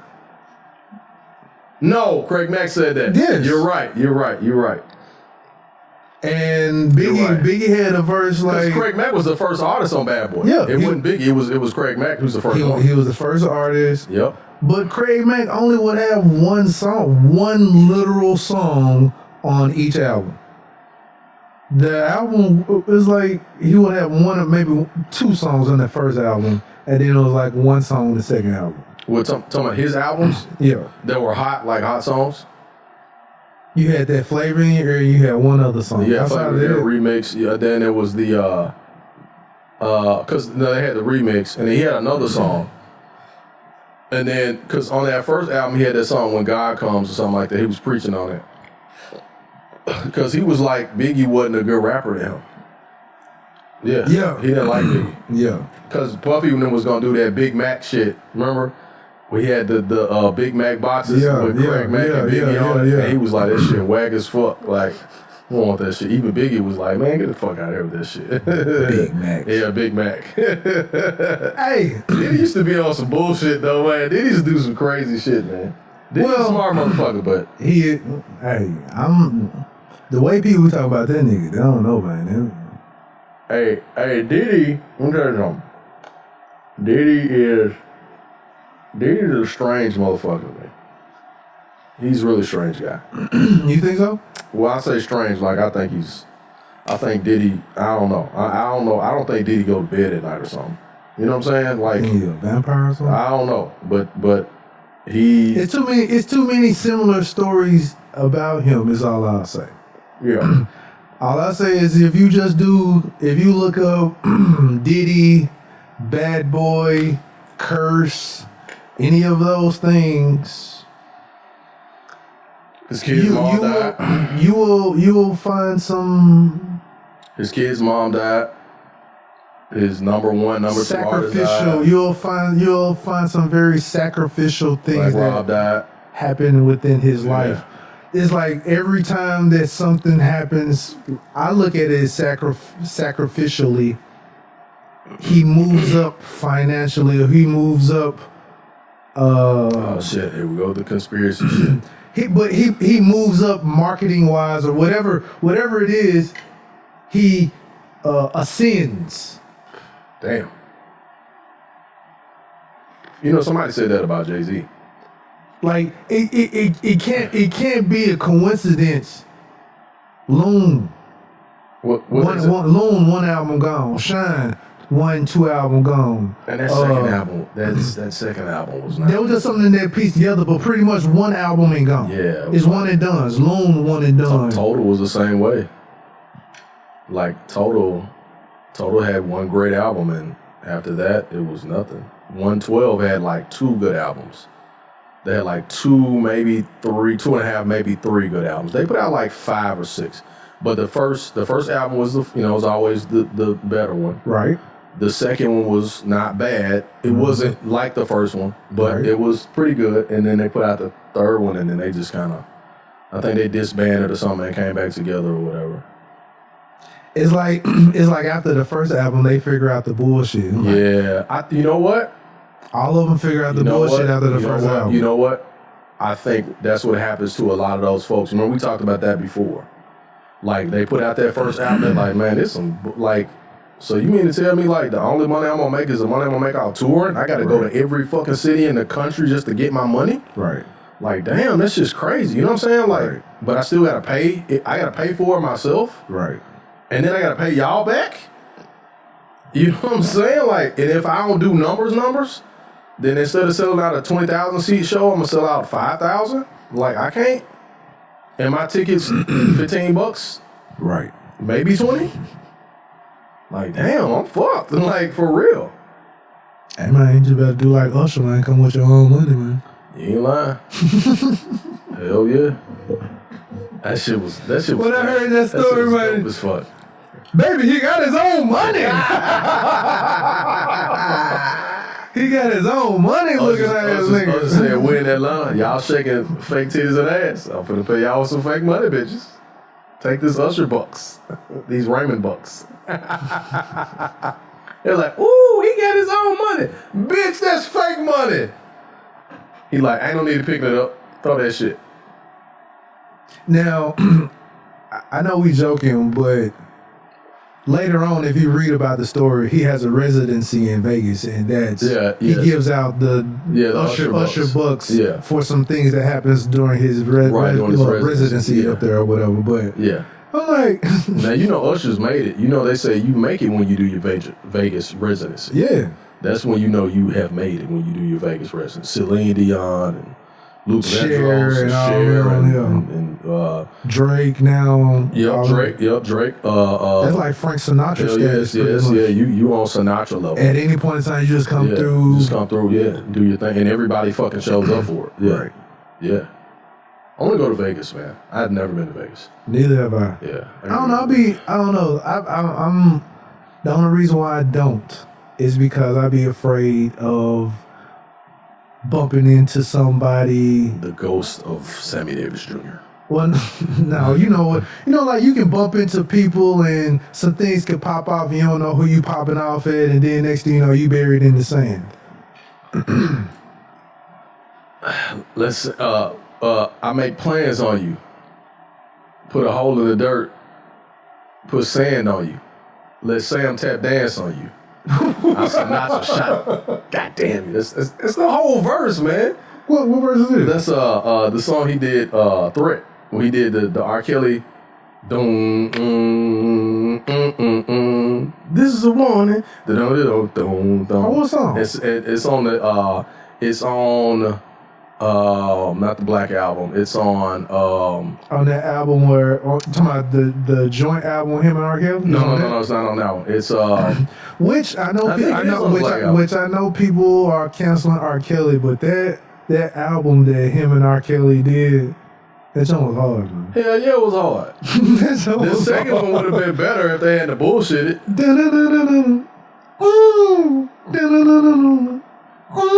Somebody's girl in this party. Go on, somebody's girl.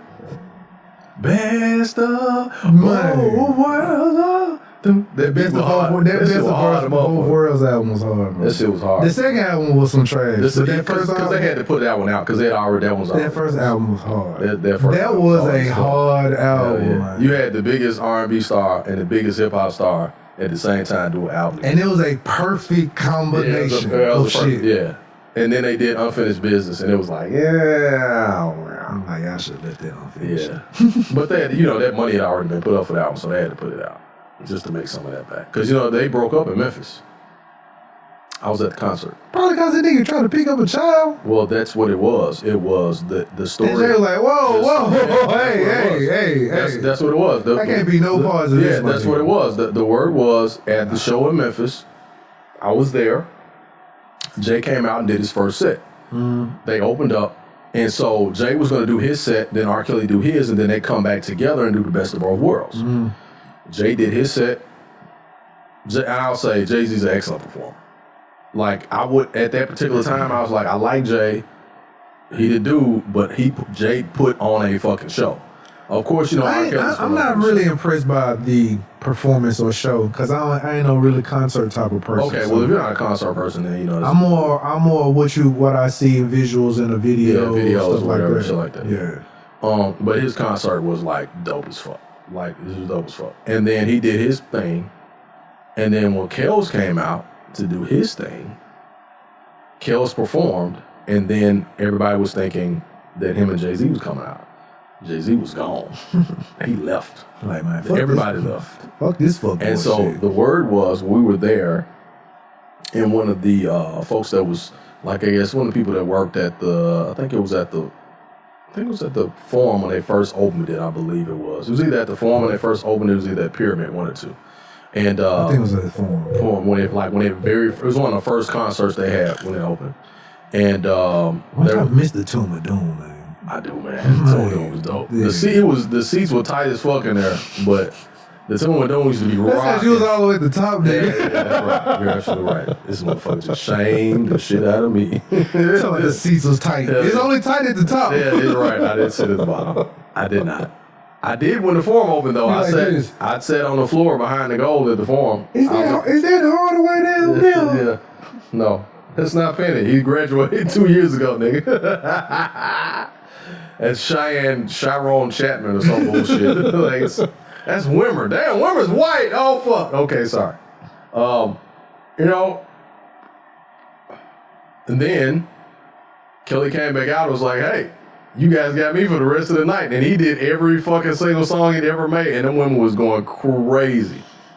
Them women went wild. That shit was amazing. That he got an underage. And that's what it was. That is what happened. And so because of social media wasn't really big at the time, it came out years later that was the reason why Jaden left.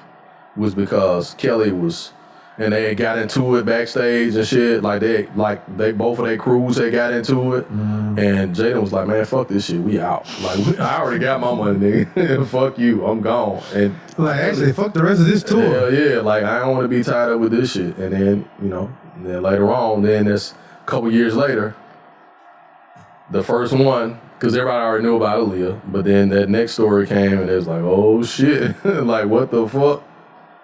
So, people in the industry already knew what it was. Hey, did you hear about I really admire that nigga business dealings, man. Like I just looked up Jay-Z. I just read some information like he sold Tidal twice. Yeah, he did. I was reading at John Henry style. Shout out to John Henry, man. Smart ass black dude on Instagram. He talked about that. I got to finish watching it. He said he sold a portion of it to someone. Yeah. To Spotify or something like that. Somebody, yeah.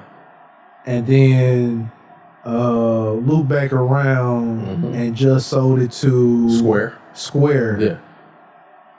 The whole portion of it to Square. And he's on the board. He's on the board of the acquisition. Yeah. So he's still calling the shots. Saying there's some shit. I was like, okay, all right. 300, 400 million, 500 million? I think it's 400 million? 400 million, I think. Did you know that Oprah Winfrey is not the richest woman in America? Jeff Bezos' wife is. She ain't. Well, ex-wife. She's not either. Who is it? Who is it? It's a lady that owns.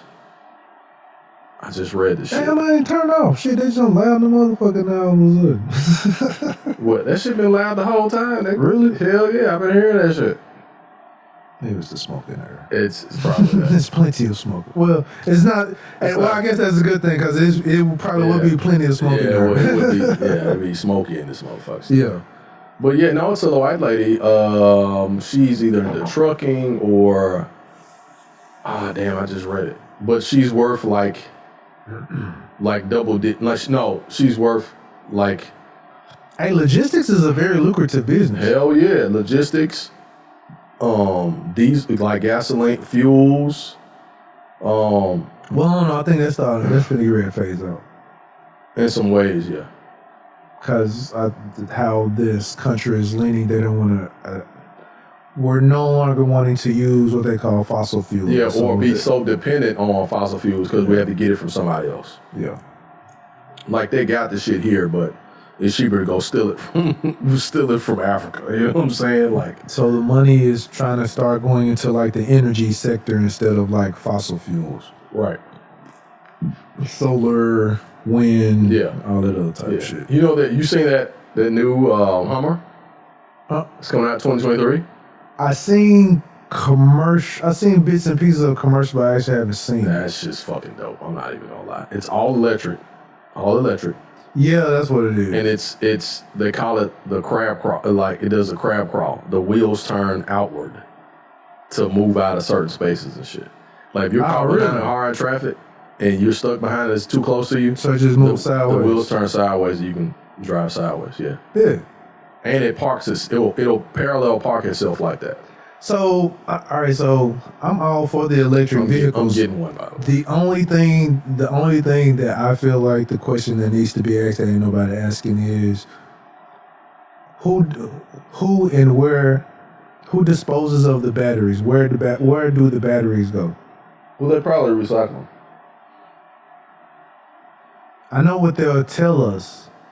The only reason why I'm asking and the reason why this question needs to be asked is like 10 years from now, you will find out like some battery landfill that's been leaking into the field, into the earth, and is infecting us or killing us in some type of way. That's all I'm trying. I wouldn't be surprised. There should be some type. We need to figure out some type of or know of some type of healthy or resourceful, efficient way to dispose of these batteries. Because these are huge batteries. Yeah, the battery is as big as the car. Yeah. I'm curious about that as well, Jay. That's a great question. Because as technology advances, there's still going to be waste. Because there's going to be lead in Earth. It's still going to be waste. You know what I'm saying? So unless it's some alien shit going on, which it may be some alien shit going on, you know what I mean? I don't know. Because I still don't understand Bluetooth technology. I know Bluetooth is alien technology. I've said that shit on the show before. I keep trying to tell you what it is. It's microwave. Hell yeah, but that's alien shit. That's alien shit. Dude, okay, that's alien shit. It is alien shit. And when I say alien, it's probably some smart ass black person that came up with it that ain't got credit for that shit. That's why I say it's alien. Because they always talk about aliens built the pyramids. No, niggas built pyramids. You just can't figure out because we ain't gonna tell you how we did that shit. And it's probably like a real simple way. Hell yeah. Niggas is like, hell yeah. Because a pyramid is a diamond. It's as deep in the ground as it is above the earth. Same shit. That's why in the movies and shit, the white folks always get killed when they go in there. Because the pyramid is made to kill white folks. And they just go in without reading nothing. They read shit. Booby trap. Oh, my toes. Oh, my elbows. Shit, ain't no oh, my toes. Them niggas disintegrate in seconds. Man, what? Hell yeah. Like, what is this old ass technology that get them niggas to disintegrate in 5 seconds? Hell yeah. That shit like some dust flying there. Some sand dust, and then all of a sudden them niggas is gone. Man, we're like, my dick. You're like, man, what was these niggas on what they knew saying could do this to folks? And here we are. You know what? More and more, I really do believe that, like, if they were to come into existence now, they'd be like, y'all dumb as fuck. Hell yeah, y'all dumb as motherfucker. While we have all this technology and thinking we smart, they be like, man, y'all are dumb as hell. And probably would do something real quick and be like, look at the internet on their hand. You like, We've been doing this a long time ago. Like, how y'all get the internet on y'all hand? We're like, oh, fuck, I can't do nothing. Then he be like, y'all are dumb as hell. They be like, you be like, that what the fuck you just say? Hey, our language is primitive. Hell yeah. The English language is like one of the most primitive languages ever. In all honesty, I don't even think we're supposed to be talking like this. No, we're not. That's why in the like we laugh at how Africans talk. That yeah, right. That's probably how we should be talking. That's probably how we should be talking. I be tripping out Michael Blackson though. He be doing this shit.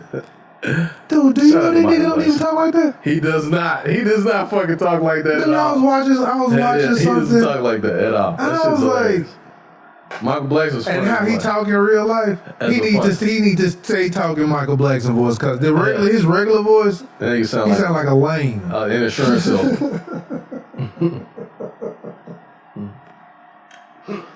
And then got the nerve to be showing clips of this couples retreat shit, talking about, I ain't never been faithful a day in my life. Nigga, you need to be faithful, you ugly motherfucker. Ugly ass nigga. You ugly ass nigga. You need to be faithful. Shit. Nah, he showed some clips when he was on Friday and shit, next Friday. That shit was funny as hell, man. He ain't had no hair and shit. That shit was so goddamn funny, man. Michael Blackson's a funny motherfucker. I gotta give it to him, man. I like watching his IGs. That should be hilarious. From time to time. He be having them chicks shaking on there and shit. Yeah, he have his moments. He does. He have his moments. Dude, I just missed this little comedy show. I just realized it was like Mike Epps, DC Young Fly. Yeah. Mark Curry was at that joint. Mark Curry was there? Yes. I was like, hold on, man. He's an OG in the game. OG that got blackballed. Yeah, he did. He's a triple OG. Mark Curry's a triple When I saw that he was on that joint, I was like, shit, I want to go to that joint. Yeah, because it's Country. It's at the Atlanta Center. It's Country Wayne. Yeah. It's Country Wayne. It's 85 South. Country Wayne, Mike Epps, Mark Curry, and I think depending on where they go, with some other people that are on there too. Yeah. But I was like, damn, that's dope. Mark Curry at this joint. Yeah. Mark Curry's a triple OG, man. I hope it come out on tape some kind of way. You'll be able to see that joint. I want to see that Mark Curry joint. So you think Country Wayne is funny?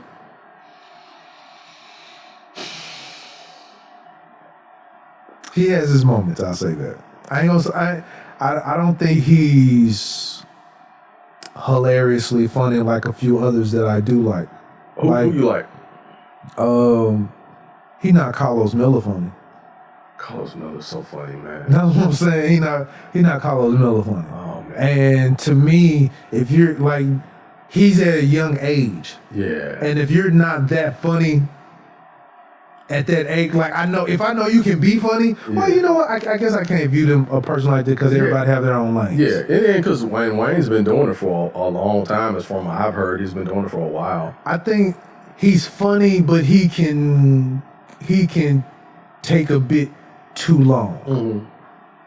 I think that's my only. I think that's my only gripe that I have with him. Well, like sometimes he can have a bit and it'll be funny and he'll draw it out, and I'm like, okay. What's his name is like that too? Desi Banks. Yeah, Desi Banks. Like when he'll draw it out too long. When Desi does those quick ones though, that shit is fucking exactly. hilarious. That's what I'm saying. When they get it and it be like that, like 40-second or a minute video when he be doing different shit and they cut it and go to the next it's like I think they be trying to find something. Yeah, and I don't like when they be trying to find, because now it look like you're trying to find something. Like you're stumbling, Right. But Desi is funny as fuck. Cause the shit that Desi does, I've actually done some of that shit before. Like he had the one he was cutting grass and shit. I saved that one. You ain't see that one? When he was like cutting grass in the hood, his ass be, he walking down the street. Yeah. He was like, hey, what's up? You want your yard cut? You want your yard cut? All right, then, $25. Okay, I'll be over there in a minute. All right. Then he showed him cut the yard. He was like, damn, nigga, what you doing, man? Man, you said you took too long to get over, man. Man, it's my yard, man. Yeah, damn, you fucking my money up today, nigga. And that nigga stopped fighting shit. This shit was funny, man. Now, he got another one now where he at the Atlanta Hawks arena. And he be like, this is how NBA players walk in the arena and shit. And he walking there with the suit on, with the t-shirt. Yeah. That shit's funny. I like I'm gonna tell you. I like Carlos Miller. I like this dude Teddy Ray. Is he? Yeah. Teddy Ray, Tony Baker. Tony Baker. He do like the little voiceovers and shit. But Tony Baker, he's actually funny comedian. He's actually a funny comedian. Yeah, that don't curse. Yep, he does not. Yep. Who else? It's another person that that's coming up. Your boy that be with the other guy with 85 South, not DC. Chico Bean. Chico Bean's funny as fuck. He funny at times, and I've noticed. I'm starting to think something is up with him because he don't be on that 85 South show on YouTube. He don't? No. When it I be, thought he was on there. When it's if you check the episodes, it's mostly Carlos Miller and DC. Chico Bean don't always be there. I think he be doing his own thing sometimes. Though. Well, yeah, that's true too. Yeah. You think DC's funny? Wild 'N Out is back too. Just want to let you know. I already know. Wild 'N Out is back. Greatest show on TV. I think together they are hilarious. Yeah, together they complement each other. Together they are hilarious. Each other, man. Like, DC. That shit is genius. He's gotten better because in all honesty, he's gotten a lot better. I did not like DC. But DC's around other funny people, so that he's had to elevate his game. And he's around actual comedians now, too. When he first came out, I thought he was a Chris Tucker wannabe. Which he was.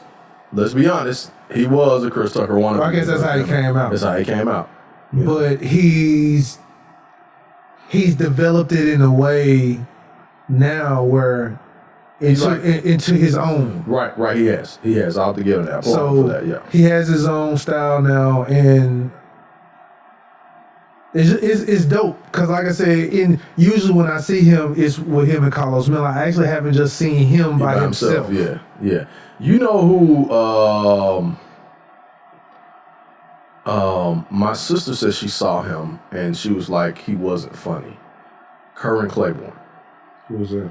The guy who does the voiceovers. His voiceovers are funny as hell. He just did one of Mike Epps. The one, he from Mississippi. He loved Memphis. He talked about Memphis. He talked about the South all the time. He loved Memphis. He from Mississippi. Yeah, I sent it to him. He did a show in Tunica he said it was at a funeral. Man, you'll be amazed at the people who are labeled as funny who are not funny when you see them. Well, so here's the thing though. This is the thing that I said about a lot of the guys that are people who are funny. Yeah. Outside of the ones who I just named, Lil Duval is fucking hilarious. Well, Lil Duval is a comedian. Though. He's been around for a minute. Lil Duval's been out for a while. True, but and he's funny. He has reinvented himself several times, he's himself always at the same time. He is. And when but didn't Lil Duval come up under Steve Harvey or somebody? Nope. He came out. He purposely says he don't like none of them niggas because of the simple fact they shitted on him. Because of the simple fact he used to curse. The simple fact he never dressed up. He came out under Mike Epps. I think it was. I think he came. So maybe, but he was like a lot of them shitted on him because he never dressed up. Yeah. He always repped Duval, and he dressed like he was Duval County all day, whatever like that. Yeah. But the way Duval is now, you check him back in Def Comedy Jam days. He was that guy. He was still the same guy. I mean, he's funny. Like people still bring up that joke of him with that. He made up a song. He made up a song with the old music Soul Child song. Oh yeah. It's like shit. It's like I bought you a drink. I said, he's like, bitch, you can't stop fucking me. Bitch, you is my girlfriend. Because it was like it was about something about him buying her a drink or something like that. Yeah. But that shit was hilarious. But Lil Duval, for him to still be funny from back then till now, it's still hilarious, man. Yeah. I gotta give it to him. Got to. But don't nobody make mention of him like that. Oh, shit. I mean, I think he has his lane and he's doing good because, I mean, he be with Snoop, he be with whoever. But like, if you were to come up and just say, "Hey, who your favorite comedians?" He ain't gonna be one of your top. Well, he's not one of those. He's not one of those. those guys that you put in that category because he's in a kind of a different category. You know what I Shit. mean? No. What I'm saying is, for classification wise, we know he funnier than Kevin Hart. Hell yeah, he's funnier than Kevin Hart. That's easy. Okay, There's a so lot of people funnier than Kevin Hart. but the thing about it, people rank Kevin Hart up there to be ranked. Because Kevin Hart sells out 40,000 person arenas. Lil Duval doesn't do that. I think the only thing with Lil Duval is he hasn't been marketed to the point where he's a household name. Well, he is now with the Smile Bitch and stuff like that. But as far as the movies or him not really, because he really don't have a stand-up. Well, think about this though, Jay. Some of those guys don't take the same path because they choose not to go that way, right? They choose not to do certain things. Like Kevin Hart. Because I would view Lil Duval like a Dave Chappelle almost. Well, I don't know about that. I would say he has his lane. He has his own lane. And guys like Dave Chappelle, a lot of people don't realize Dave Chappelle knows who's funny. Like he's a fan of comedy. So when he sees a Lil Duval, he sees this, like he'd be like, "What's up?" Like I listen to you, I laugh at your shit or whatever. You know what I'm saying? Maybe that was out the window. No. Yeah, I'm just saying. Like Duval he has his own lane. Like he can sing, he can rap, Right. he can laugh. He'll write a funny rap. Like you know what I'm saying? Like he can kind of do a lot of different things. You know, he can act. You know what I'm saying? Well, I mean, technically, well, that's true. I don't know if he can act. But I don't know about it. See, you jumped out the window too. I did. Head first off the 5th floor. Shit. But yeah, them some. I don't know. I guess I'm different because a lot of the comedians, a lot of people say that they like. I don't really like. What about your guy from Detroit? Freak man, yeah, that's me. What's his name? I don't know who that is. No, you know what I'm talking about. He won't be like guard. You know what? I got a lot of respect for the nigga because he was working at Popeyes, and he told his manager that he was going to try to be on this show or something or perform or whatever, and the boss at Popeyes was like, "Nigga, when you leave, you know what I mean, don't worry about coming to get your job back." Well, he was like, "Yeah, you gonna come back and get your job because your ass ain't gonna make it." And he was like, and it's been like 4 years later, he's like one of the most well-known comedians in the world, which he is. Ha Davis, that's his name. Oh, ha.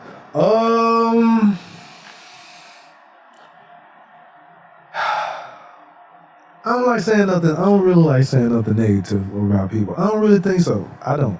I mean, it's your personal opinion. It's not a big He has his moments where I can see, like, okay, the same thing to that premise. I would say that's just like I don't think Grove Hero is that funny.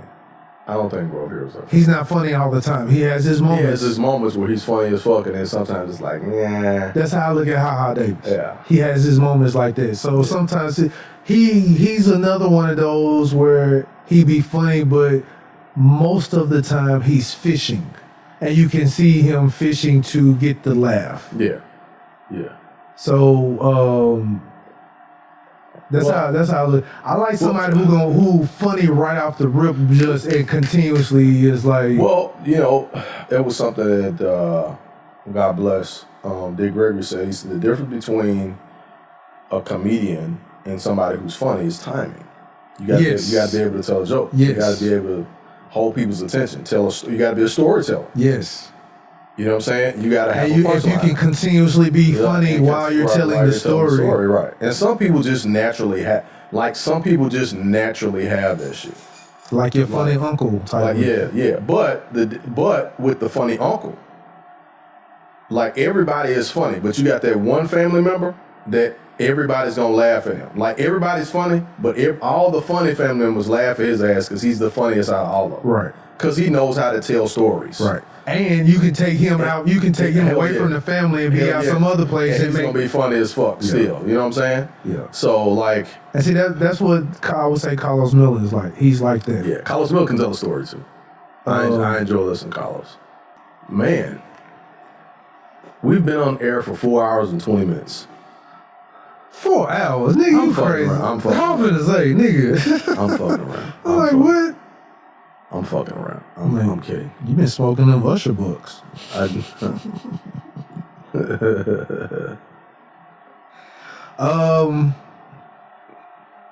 guess we'll be getting ready to wrap up. People.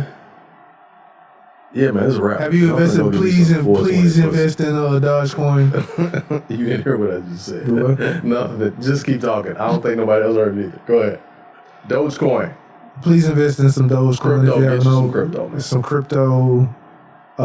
If you can afford it, buy Coinbase. It's an IPO that just came out. Yep, I got some. Get the Binance app. And yeah, buy some Binance. Yeah, man. That shit, they just like $500 too. Yeah, man. You know what? I'll put like this: invest in something. Invest in something. That's all I'll say. Other than fucking weed and lashes and shit. I mean, you can still invest in it, but make sure you invest in something first. Yeah. Take that $40 you're gonna spend on pussy and go buy you some.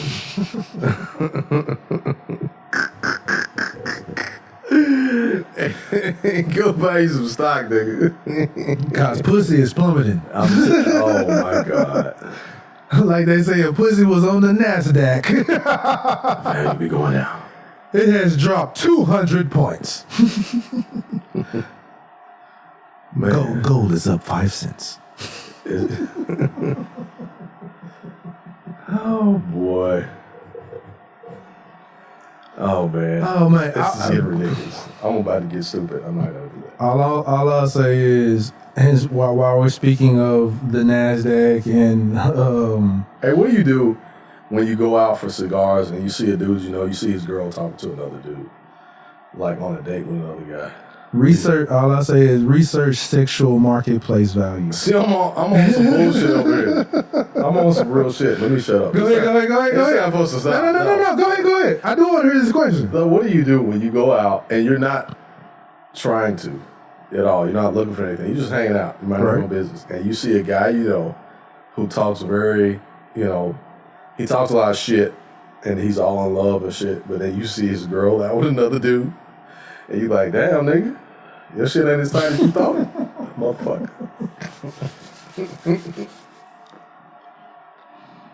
Do you tell him though? I don't say shit, not my business. You'll find out. Because if you tell him, then you're a hater anyway. I'm a hater anyway. So I'm my own business. I'll let her tell you know what? So, this is what I do. Real nigga shit. What do you do, man? That same nigga who, that person that you say who talk all this, but you see his girl out with another nigga, I just go ahead and put my bid in with the bitch. Cause I'm like, shit, she with it. She with it, so shit. Hey, you a dirty motherfucker. That bitch with it. Shit, he ain't my nigga. Ain't he talking shit like he got his bitch on lock? Let me see. And then we back to that previous conversation. Do you knock a bitch off based off of the nigga? Period. Oh man, Some niggas put themselves in situations for niggas to holler at your bitch. Man. Because you talk can shit like, man, I pull mad bitches. My bitch this. When I say jump, she say how. Oh, word, you got it like that, man? And you see her out with another nigga. Could just be some nigga that she just cool with or whatever. But you see it, man, you like, you know what? I'm finna pull my beat in with this bitch. Hey, and then she's more inclined to talk to you because she really said it a long time ago. I was pumping up a hoe. She really don't want you to tell, so she might give you some be quiet pussy. Ain't got nothing to be about be quiet pussy. I mean, I'm just saying, it could be. She's like, hey, look, I will fuck you if you just don't tell. Okay, well, fuck. Damn, I won't say a word. I'm like, hey, I wasn't gonna say nothing anyway, but you can go and give me pussy. But you say that after. And you went after her. No, I still say that shit. No, be like, yeah, I'm gonna tell him shit. Zip. Like, yeah, I'm gonna tell him. Nah, see, I ain't gonna do it because you know what? If you do that shit, she ain't gonna respect you.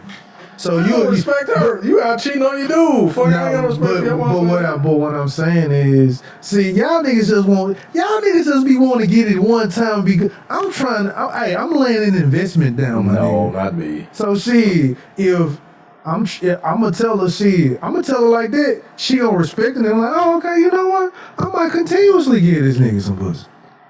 No. Y'all niggas will do some dirt. She just do it the one time and she don't respect you and you ain't gonna get it no more. Now you still trying to throw it, oh, you know what, I'm gonna tell your nigga that you gave me some pussy.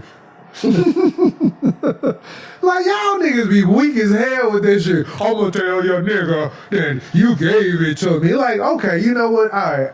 Because you know what, you can only get that off twice with her. That's it. Because after a while, she gonna Kevin Hart your ass and just gonna tell her nigga, like, you know what? I fucked Jason. Jason with the shit, this, that, and the other. Now guess what? Now you ain't getting the pussy and now your friend don't fuck with you no more. No, if you fuck her good enough, or you know, if you fuck her good enough, she coming back. Especially if she know she ain't getting that nowhere else. But at the same time, at the same time though, you ain't gonna put her through the shit either though. If the pussy good. But I'm just saying. If she like what if you trying to get it more than I'm saying there's niggas in the game who sport fuck, who just try and pick it and throw it back out in the sea. Yeah. And then there's other niggas who like shit, I'm on this pussy nigga. Give me this joint. Oh shit. See, I've always been a hoarder. I'm not a hoarder. Once I got it and it's good, I'm keeping it. I ain't telling nobody else it was good. This is my coal that I found this. I turned this piece of coal into some diamond in this mine. I get it, but sometimes it's not worth that. Sometimes it says you get it just to say you got it. True. They do that too. But you find that out after the fact. Yeah, but sometimes, I know with women, sometimes they just want to fuck just to be able to say they fucked you. Yes. Yeah.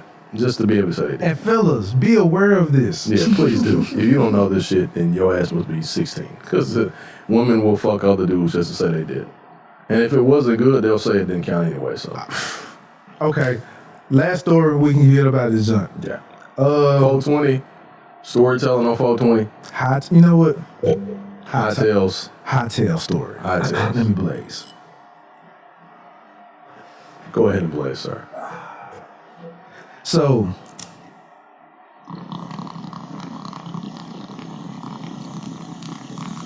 my man, over there, the classic shit. That's what I'm talking about. That's what I'm talking about. So, number one chief rocker. Go ahead. Speaking of what we were talking about, so again, used to work at Sawtell. Mm-hmm. At this point in time, I had a girlfriend. Me and my girlfriend was working at the same job together. Oh, that's bad. This is a whole different time. They did a whole new rehiring thing. Mm-hmm. So we started working there, and first day we pull up. Mind you, we were riding in the same vehicle together coming to work. Mm-hmm. Pull up, I was like, hey, no bullshit. When we get here, I think it will probably be both of our best interests if you don't let everybody know that we're in a relationship. Oh, yeah, you told me this before, yeah.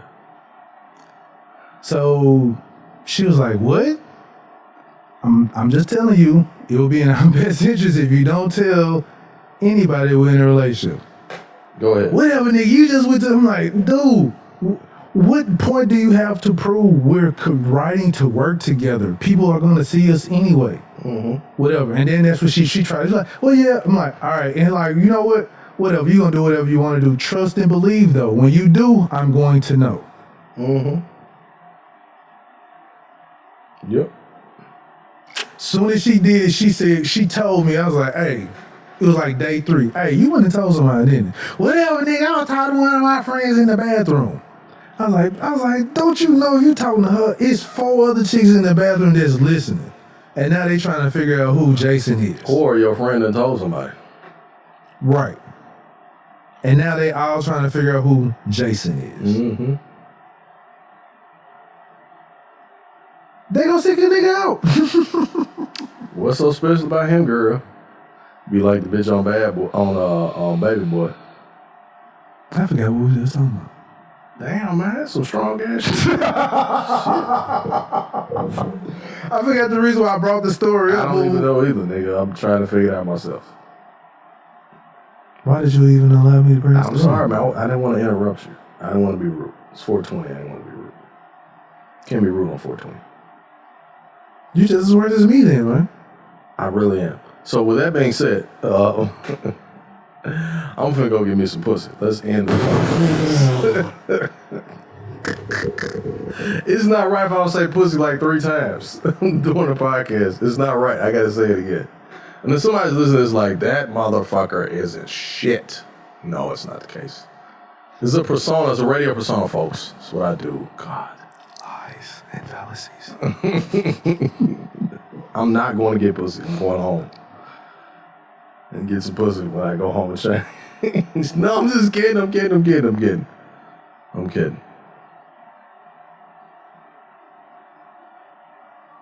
Oh boy. All right.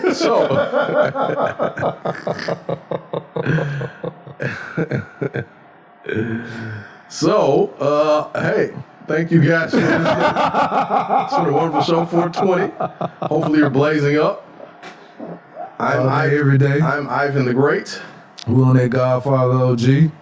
It's some Godfather. It is, man. It's some good shit. Indeed. Nice mellow, man.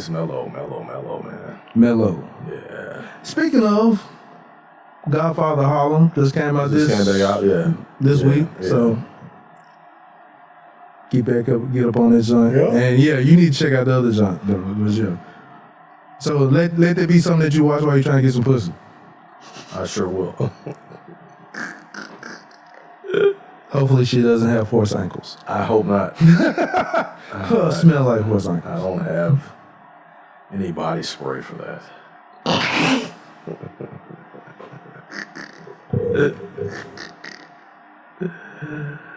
He is your host. This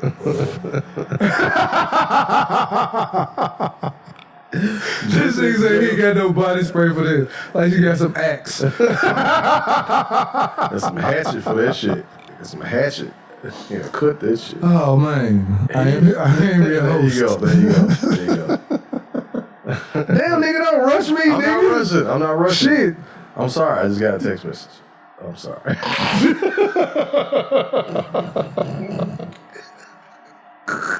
See what niggas do when the cat signal goes up in the sky. Hell yeah, the best. Oh, the cat signal, not the best. When the cat signal hits the sky, you like, okay, nigga, let's go. It's the outline of a fine ass chick. Like, ooh. Like, hey, ooh. Hey, dude. Yeah, like. Yeah, so whatever you was just talking about, man, I don't even know what you talking about. I gotta go, though. I'm like, fuck that shit. I got a text message. No, I don't. I'm going home. Man, he is your host. JWILLDOESTV. And I got my guy, Ivan Grizzly. Grizzly. The Greats. And we are the Off on the Tangent podcast. Yes, we are. Hey, I'm taking too long with these words. He doing this shit on purpose. Hey. On purpose. Cock blocking ass motherfucker. I'd like to say thank you to all the viewers and listeners. We do appreciate you. Yes. Any new ones who want to give Sam some PDA, you can also hit him up as well. Man, I'm not trying to do that, man. It's Ivan78. On Instagram. Sam Iosh on Facebook. Sam Upshaw on Twitter. No, it's not Sam Upshaw on Twitter. It's This nigga don't even know. I don't even know. Yeah, he don't be on Twitter. I do. Well, every now and then, like once every 3 months, I'll be on Twitter. But yeah, we appreciate y'all. We appreciate the views, appreciate the shares. Yes, man. We love it. We are the Off on the Tangent podcast, episode 81. 81. Putting up 81 tonight, baby. These innuendos, they give me so many things. This nigga finna put up MVP numbers, baby. For a run. He finna lay it down hard in the paint. Shit. Face ass nigga. We are the Off on the Tangent podcast, and we're about to this joint. Face first, nigga. In town? Ass up. Oh, shit. Oh, man. I'm high as a motherfucker. Oh, man. Like, subscribe, and share. Yeah, like, subscribe, like, subscribe. Oh, I said some share. I fucked all that shit up. Like, subscribe. Like, Share, and subscribe. There we go. Yes.